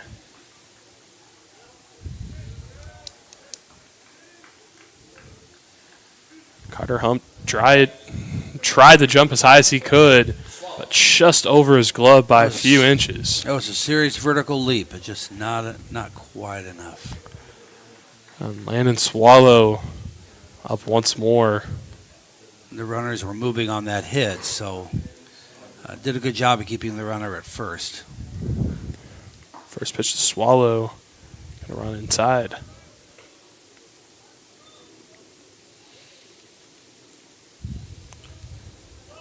Lyon already able to put up a crooked number here in the top of the 6th. Trying to add on to it. 1-0 pitch. Hit out towards right field, but it's going to curl foul. Yeah, Gorlocks looking at, right now, a 4-run deficit going into the bottom of the 6th. Sure Meavert wants to keep it at 4.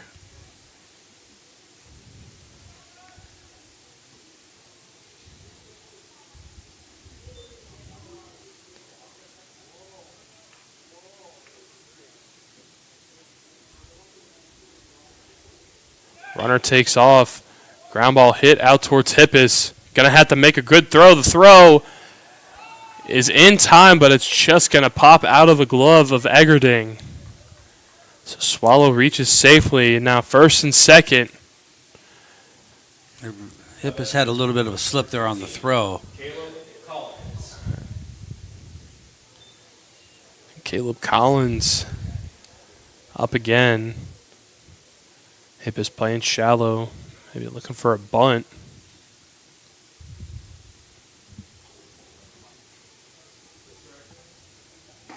First pitch in there for a strike. Eggerding made a good effort with that stretch at first. We were wondering how Hunt and Eggerding would fare at second and first. It was good. It was a good play. The 0-1. Bouncing in front of the plate.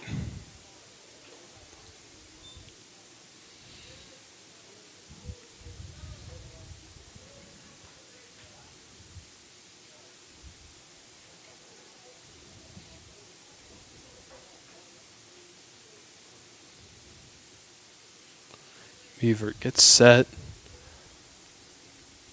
Pitch. Just outside.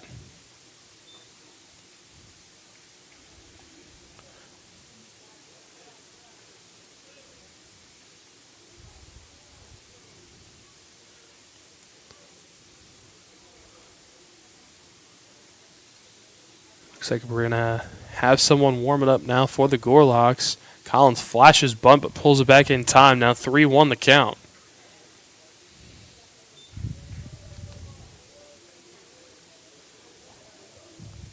We don't want to load the bases here. That takes us back to the top of the order. At the top of the order is very dangerous, as we've seen. The 3-1. Big hack there from Collins, but he just misses. Now full count, 2 outs. Runners will go on the pitch. Collins with a chance to break it open even wider than it is.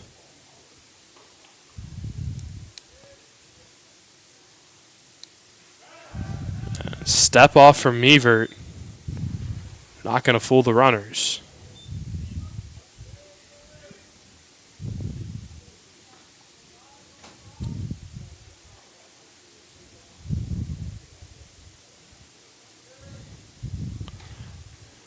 The pitch is going to be fouled off. So we'll replay another full count pitch. This is a battle. Collins is standing in there. Mevert not giving up, trying to get out of this inning as best he can. Collins looking to extend it.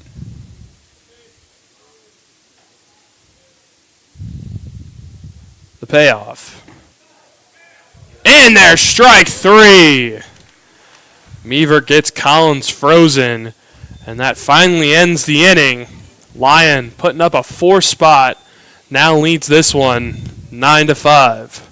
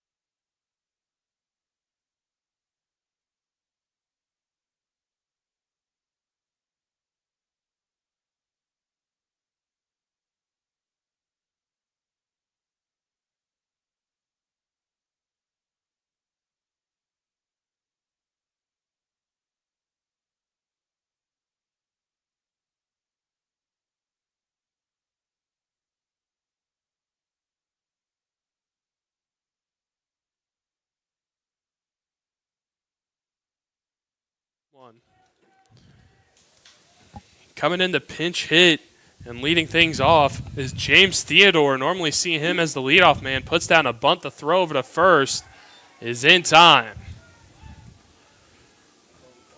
So a quick appearance there from Theodore. And that brings up the 9-hole hitter, Charlie Pellissier. The shortstop, number 1, Charlie Pellissier. Made that a close play. It looked for a minute like the first baseman might have been pulled off the bag, but he made the tag first, or got his foot on the bag first. So 1 pitch, 1 out for Lyon as they now have control of this one. Pellissier watches the first pitch in for a strike. A 1 breaking ball misses inside.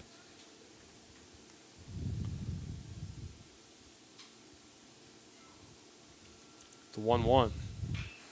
That one chopped foul right into the glove of the player protecting Dalton Groves out there in the bullpen. Pellissier reached first on an error in the 4th and came around to score on a wild pitch, and then also flew out to center. 1-2 breaking ball almost gets him again.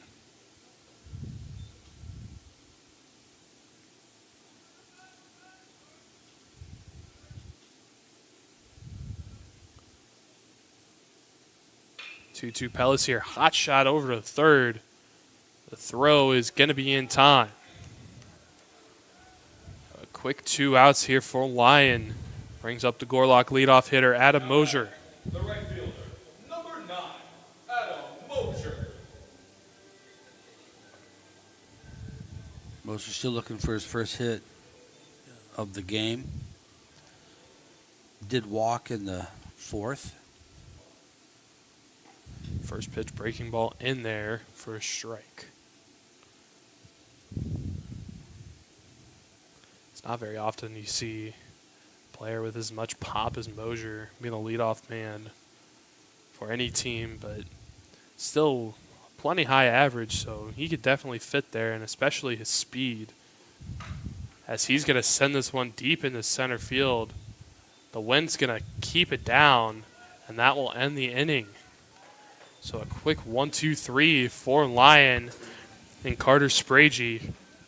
We're heading top 7. The Lions still up 9-5.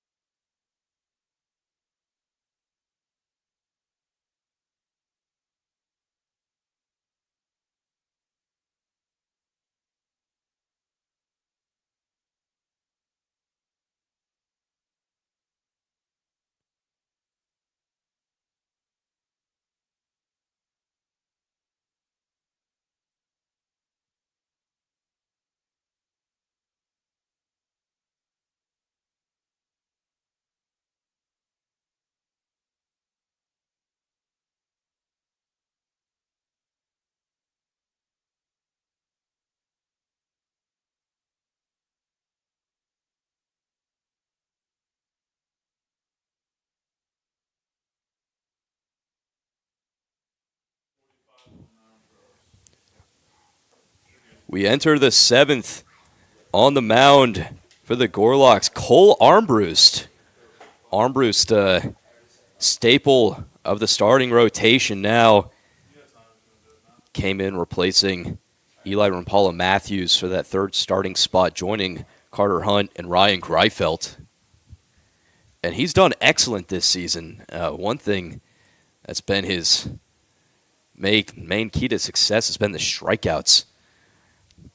It's earned him 2 all-conference honors for Player of the Week. Tries to settle down the bats as there's a hot shot to third, but Hippis is right there for it. He was on an absolute laser out the read. Kind of looked like one of the plays earlier in the game over to Hahn at third base for Lyon. And it's a quick out for Armbruster. It's 94 off the bat of Marcotte. Compton up next, skies that one on the infield. And look at that, right at Hippis once again. 2 pitches, 2 outs. Quick start to the inning for the Gorlocks. Let's see if we can get a third. Now batting, the right fielder, number 13, Braden Bramlett.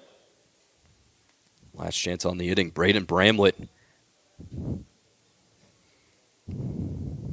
Very likely first team all-conference contender. Came in today batting .427 in conference games. That's second, right behind Teddy. Also with a .591 on base percentage. Supported by the 19 hit by pitches. Added on an extra, or tacked on another one today as well. You can see why he really crowds the plate when he's in the box. Keeps that back foot on the white line. But Armbruster has him down the count, 1-2. Here's the pitch. In the turf.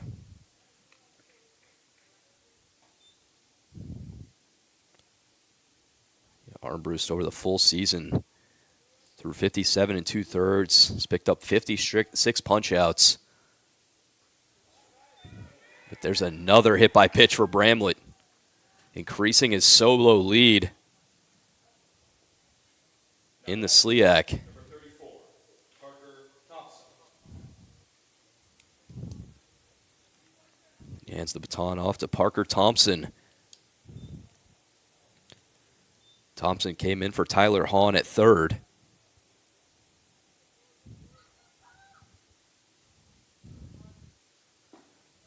First pitch low and away.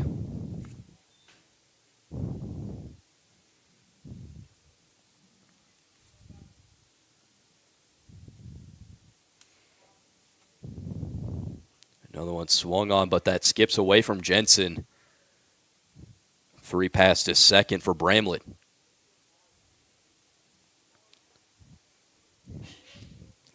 This is the final day of games across the conference. Next week, we'll be going into the SLIAC tournament.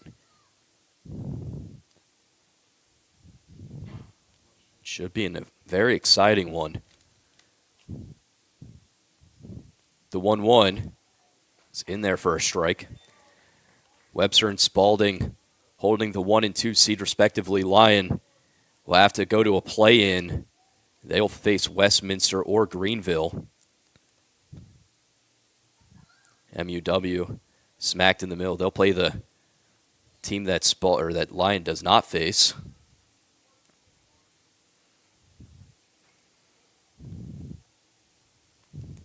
Like Scott was mentioning earlier, you just don't want to play a play-in, especially in a conference like this. Because anything can happen. As that one sky deep into center field. Ranging under it is Simmons, and he's got it. A clean inning for Cole Armbruster. As we enter the 7th inning stretch, score remains 9-5 Lyon.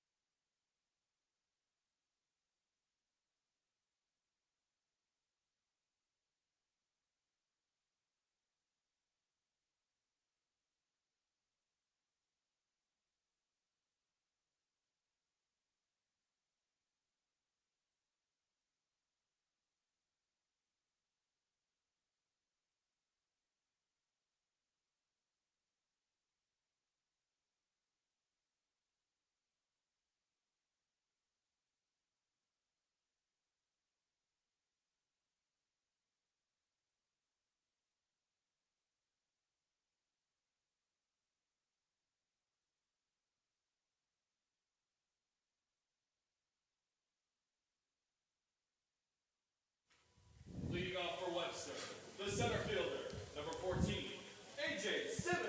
A.J. Simmons takes to the plate for the 7th. He's had himself one heck of a day. He's reached safely on some hits. Stole 3 bases in the first 3 innings. We'll try to come up and start a rally for the Gorlocks late in this one.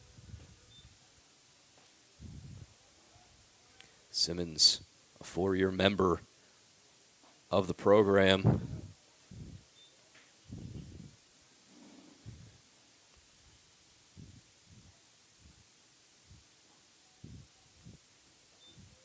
Over the years, he's gotten some playing time.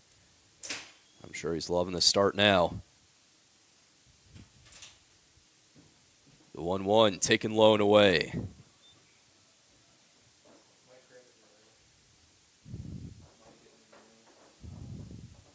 Come all the way from Santa Maria, California. The 2-1 foul chopped.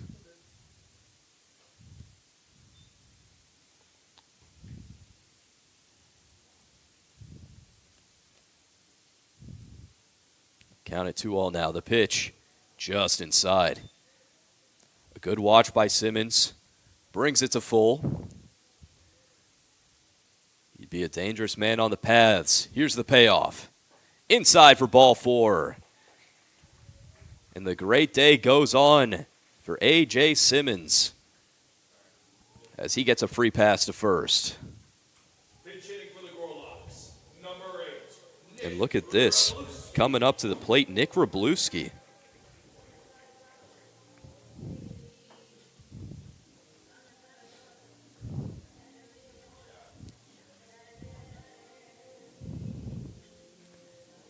There's been no hitter better than Nick through the first 2 games against the Lyon. He is 6 for 8 with the homer as the cherry on top.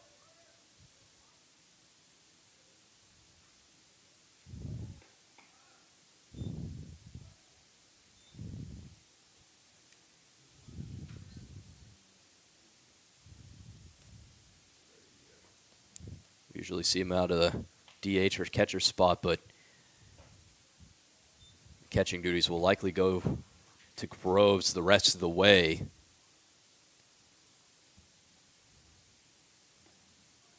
Wrobluski went down a few days ago in the last home series. He sends that one up Broadway. Could be a double play. Toss to first is in time. Double play turn by the Scots. And that takes everyone off the paths. The designated hitter, number 41, Andrew Zanakis. Wrobluski will end the season with the highest OPS in conference play.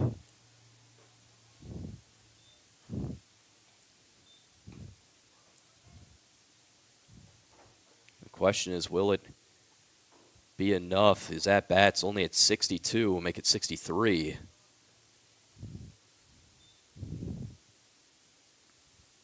There's a lot more volume from some of these other players. The conference leading spot is that one's drilled to right from Zanakis. Coming in to make the grab will be Bramlett. So that'll end the inning in an unorthodox 1-2-3. Sends us to the 8th. Score remains 9-5 Lyon.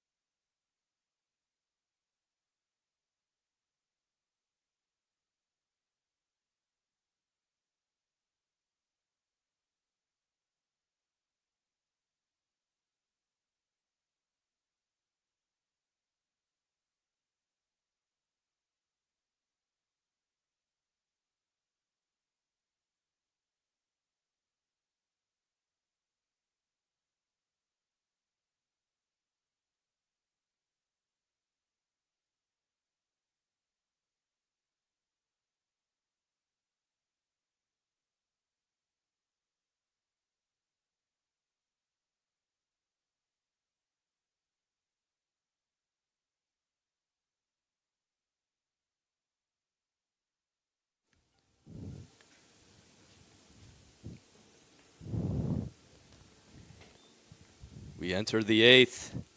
Lyon looking for some insurance as Webster faces a 4-run deficit and not much time left. Armbrust entering his 2nd inning of work as McCoy flies that one out of play.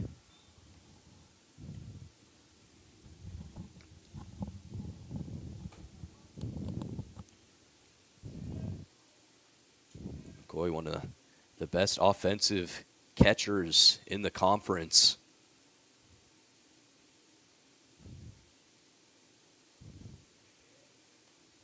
Came into this game batting .375 in SLAC games.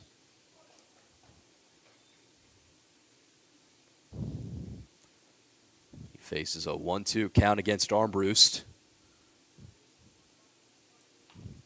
Here's the pitch. Swing and a miss, strike 3. Armbrust picks up the K, and there's one gone. It's a good start here for Armbrust, trying to keep the damage to a minimum and trying to give the Gorlocks as much of a chance as they can to come back and win this game.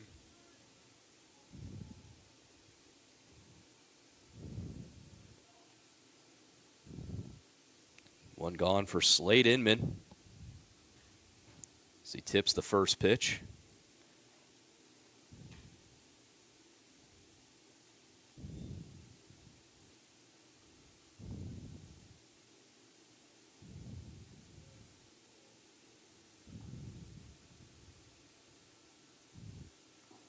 One gets fooled down low.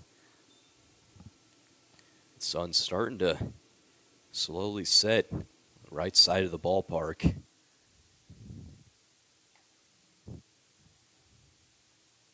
Should stay up the rest of the match as there's a strike 3 swinging from Inman. Back-to-back punch-outs for Cole Armbrust. Shortstop, number 5, Jarius Edwards.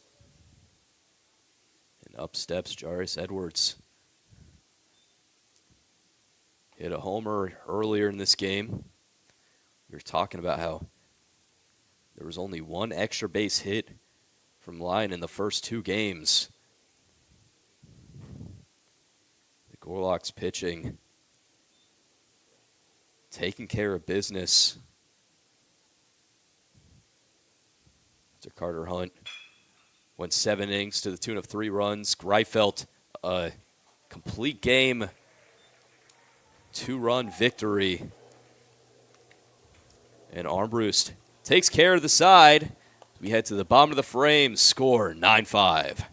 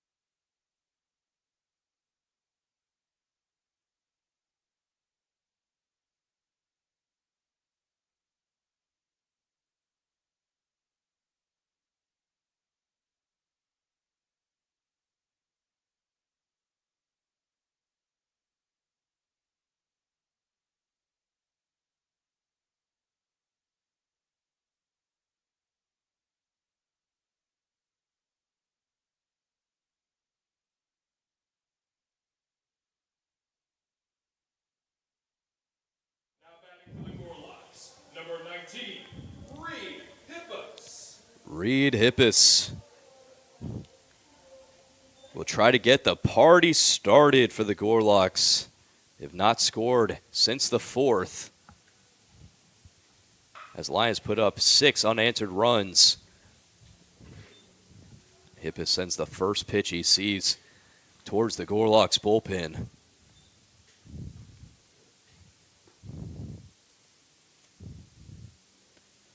Hippis has been another very consistent player as he gets hit by a pitch. Will take his base at first. The catcher, number 36, Noah Jensen. And up steps Noah Jensen. His fourth AB of the day.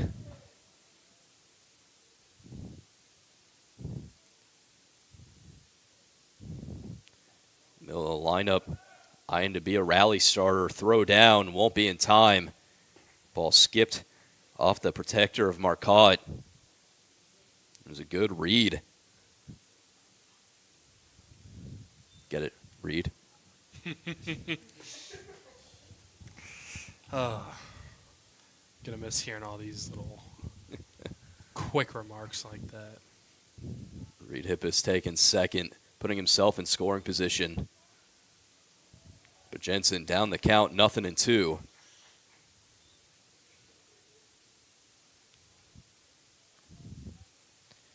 A bit of a shift on for Jensen. First baseman playing in.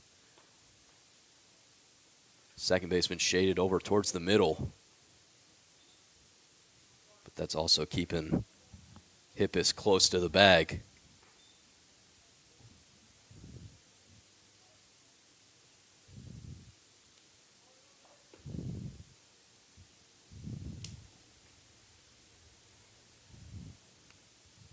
The 1-2. Chopper up the middle. They'll push Hippis over to third.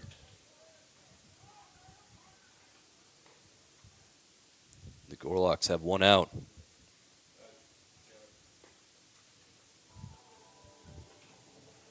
Now back, the left fielder, number 7, Jonah Taylor. Stepping up next, Jonah Taylor, one of the seniors being celebrated today.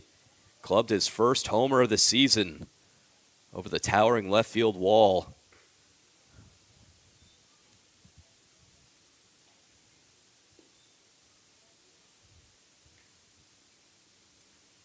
That's not an easy place to get one over.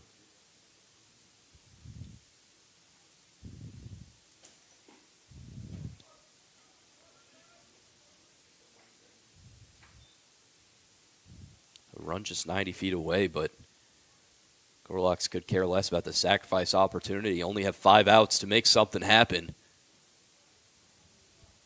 And Taylor could do just that.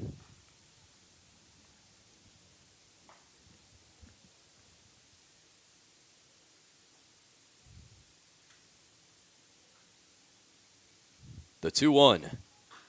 Chopped foul. We usually see Taylor coming in as a pinch runner.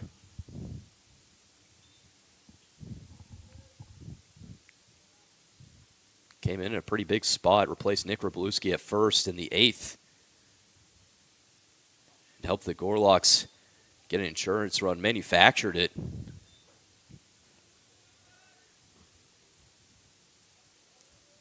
After stealing second, getting pushed over to third, then brought in on a sac fly from Ryan Hartz, and he will take his base.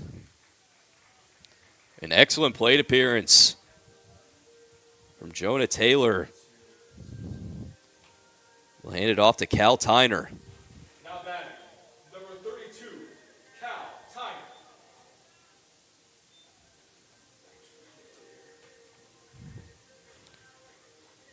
We may have a call to the bullpen here on the Scots side. And it will be 2 men on for the Gorlocks. Don't go anywhere. We'll be right back.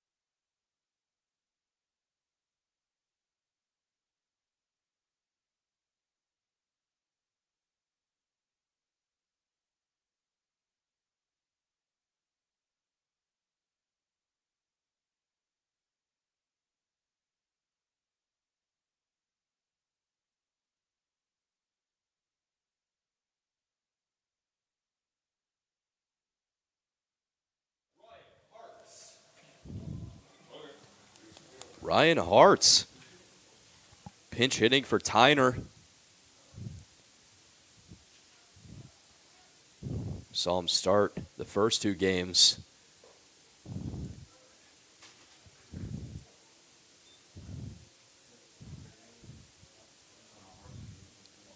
This is the only game Hartz has not started in conference play.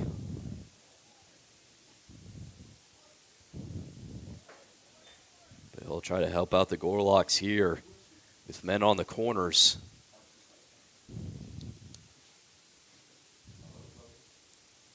He's facing Parker Pascal. It's the 1-1, sky high. Second baseman coming out to make the catch. Everyone stays put. A big out for Lyon.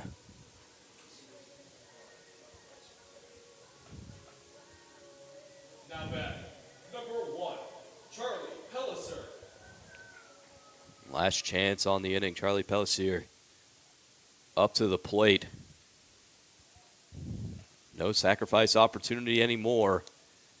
Gonna have to make something happen. He does just that. Rips a base hit into left. And the Gorlocks inching closer. It's now 9-6.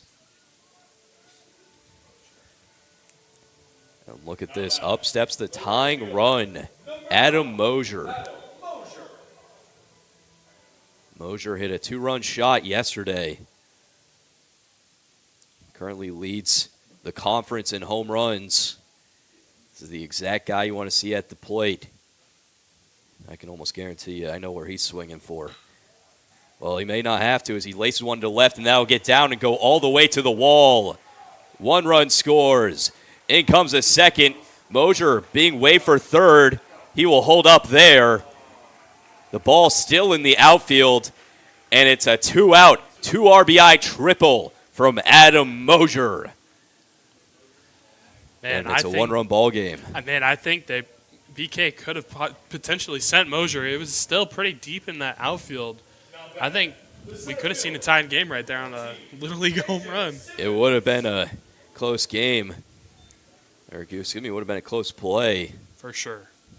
And that wouldn't have been a Little League homer. It would have just been And inside the park. inside the Parker. No errors on the play. It was a nice effort from the center fielder Collins, but got past him. Would have had to make a really low catch.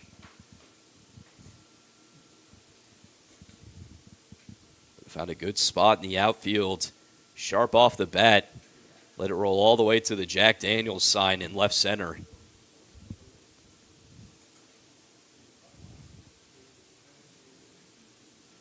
And now Simmons, who's had the hot hand today.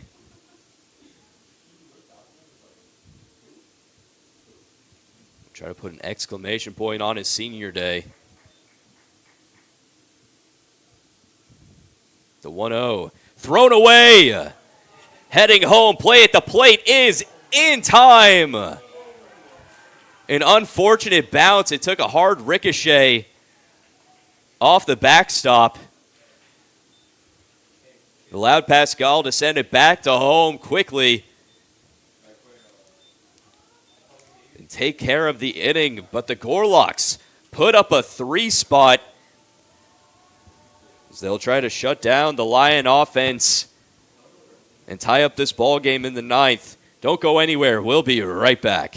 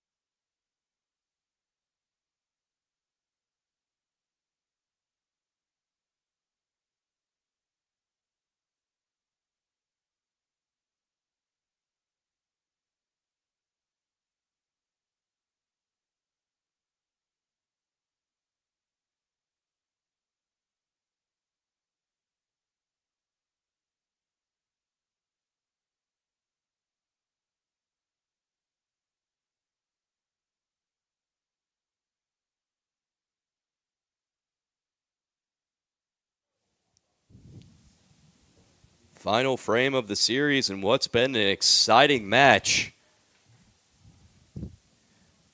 Lyon leads by 1 as they eye some insurance before it goes back to the Gorlocks batters. Pascal, if he continues to stay on the mound, will have to face the heart of the Gorlocks order. Simmons will get a fresh set of downs to lead off. Wroblewski on deck, Zanakis in the hole.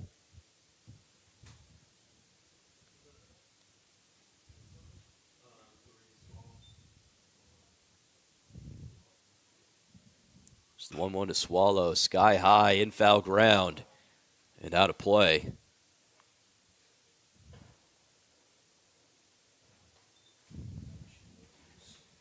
Wind still blowing out to center. Bit of shade covering the field. Here's the 1-2. Another one popped up, this one on the infield. Getting under it at second. The catch is made.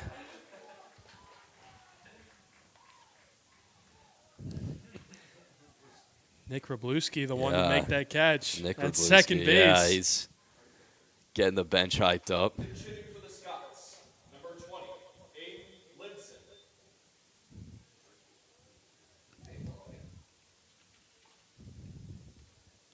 Pinch hitter on for Lyon.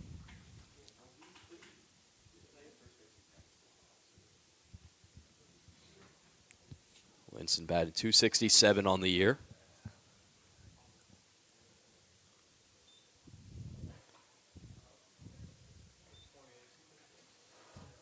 He came on to pinch hit yesterday.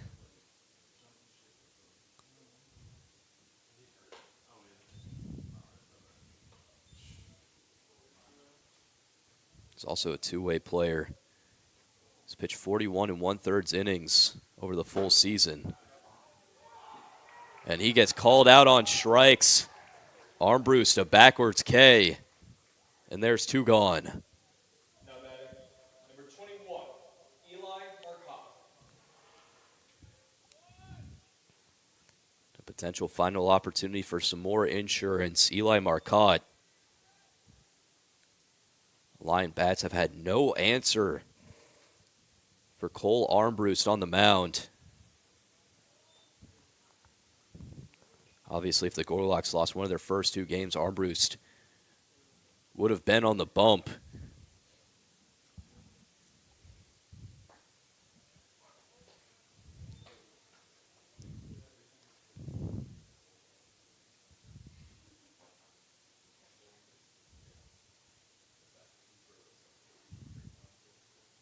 The 1-1. Chop to the left side. Hippis coming in. Bounces. Throw to first is not in time. A close play, but Marcotte beats out the throw. Batting now for the Scots, number 14, Ashton. A reminder, Armbruster is only a freshman. Come from Wheaton, Illinois.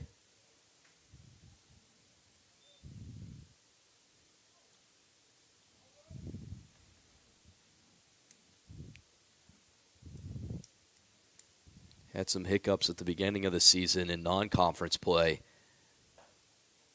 But he's been a star against SLAC opponents. Over 35 2/3. He's pitched to the tune of a 3.03 ERA. If he's able to pick up this out here, that'll put him at sub-2 on the season. There's a pitch out. But Marcotte stays put.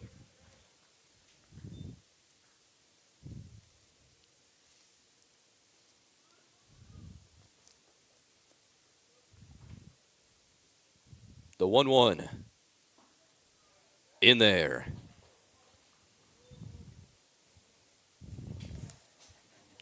Cole just 1 strike away from sending it to the batters. Man on first, 2 gone. The 1-2. Another pitch out. Keeping a close eye on Marcotte over at first.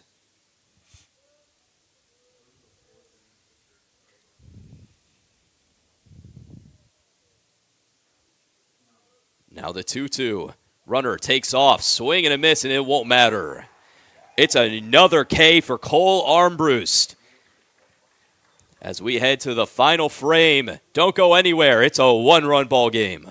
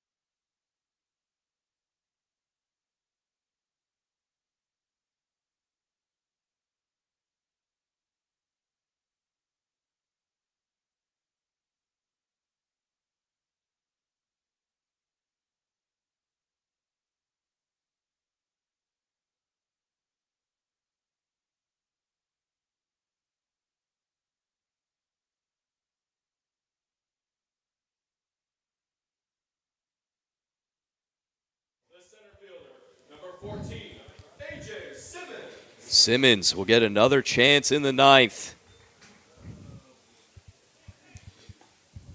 He's been having a great day, making the most out of his senior day start. You can see the entire Gorlocks dugout on the railing, some outside of it. And they're getting loud for AJ. Count 2-0. Again, just a one-run ball game. You don't want Simmons on the pads if you're Lyon. He'll take the first pitch for a strike. So it's a 2-1 count on AJ. Another one finding it. Pascal bringing back the count.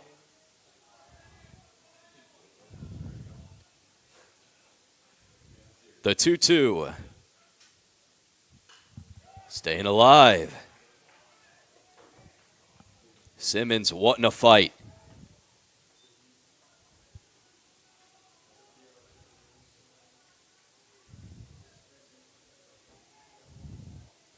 Trying to put himself on base another time today. The 2-2. A good take. The worst part is, for Lyon, if you put him on base, look who's on deck, Nick Wrobluski. Already tagged him this series. Here's the payoff. Ripped foul.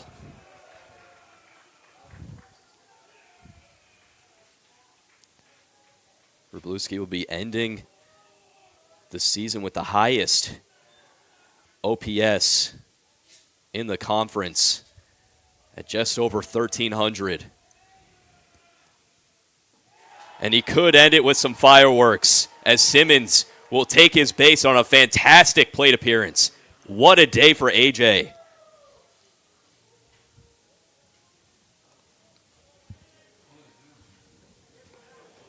Now you got to think, with AJ on first, nobody out, they're going to be especially looking at him at first, see if he's going to go. But I think BK has a plan for this exact situation. We're about to see it unfold right here. Wrobluski, one of the premier sluggers, the premier slugger in the conference, sits alone, slugging percentage at .790.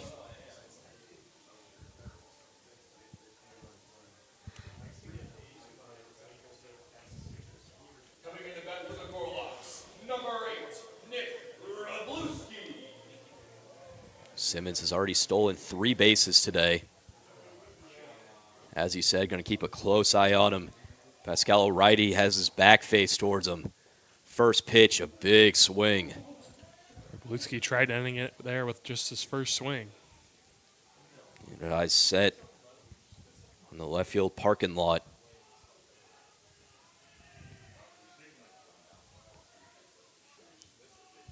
The 0-1. Hit the other way, a long way, deep to right field. Going back, and it is gone!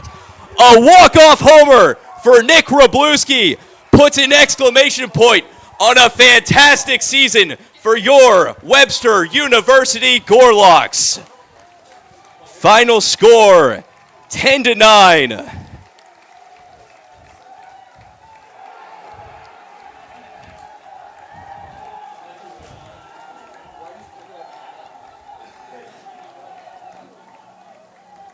Unbelievable, Kellen. Unbelievable.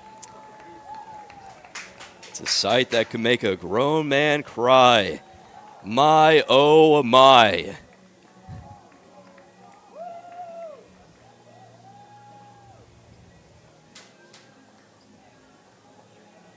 Ladies and gentlemen, thank you for attending today's game. The Gorlocks will be back in action on May 7th for the Lyon tournament in O'Fallon, Missouri. Thank you once again for coming out to support your Webster Gorlocks all season. And as always, please drive home safe. I'm sure Matt will have some stuff to say after me, but for any Webster fans watching, my name is Kellen Fermanak. I want to thank you all so much for an amazing 4 years here. I started calling games here back in 2023. Oh, no. oh, no. I came on, obviously, Zach Goodman, who now calls games for the Rockies. He couldn't call the games because he played backstop, so I came in calling baseball games along with a lot of other sports here with Goodman, and it's turned into something incredible. The Webster, the Gorlocks, Coach BK, they make it so easy for me to do this because I love coming out here and just calling all the games. Graduating in 2 weeks along with 14 fantastic seniors who played their hearts out today. And I can't thank you enough for watching and tuning in to all the games I have to call here. I really appreciate it. I'm going to send it to you. Man, this has been an incredible experience being able to do this, coming in from my junior year, transferring from St. Louis Community College. I came here on a business degree, and I had no idea that this would even be an opportunity for me to be able to do. And I want to give a big thanks to Scott Jensen. He's the one that was able to introduce me to be able to have the opportunity to do this. And it's been incredible. I never thought that I'd be able to do something I thought that was completely out of reach for me. And now going to be doing PrepCast here, calling lots of games throughout the St. Louis area in high school and college, and hopefully after that on the minor league baseball. So it's been a great 2 years here at Webster, graduating 13 days from now. Yeah. And crazy. Yeah, that's about all I got. Oh, no, you're right. A huge shout-out to Scott Jensen. I called my first game with him back in 2022. It was a soccer game. It was a cold night. We sat on top of the press box there. It was so cold. Oh, my goodness. Yeah, we were still able to get it done despite a huge loss against Wisconsin Whitewater. It was a tough team. But, yeah, coming now, it's been calling games here for 4 years. It's just crazy. I also want to give a huge shout-out to all of GSN, especially Sarah Weber, Kyle Knickrum, everyone who's been doing this since I've been here.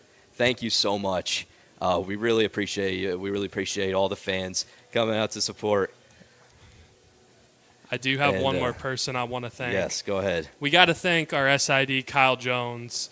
He does so much work. Thank you, Kyle. So much work here, and a lot of it normally goes unnoticed by the normal fan, but I think we just want to give him a huge shout out because he deserves the world Yes, thank for you. all thank the you. stuff he's able to do for us. So Well, one final time, thank you so much for tuning in to the Gorlocks Sports Network.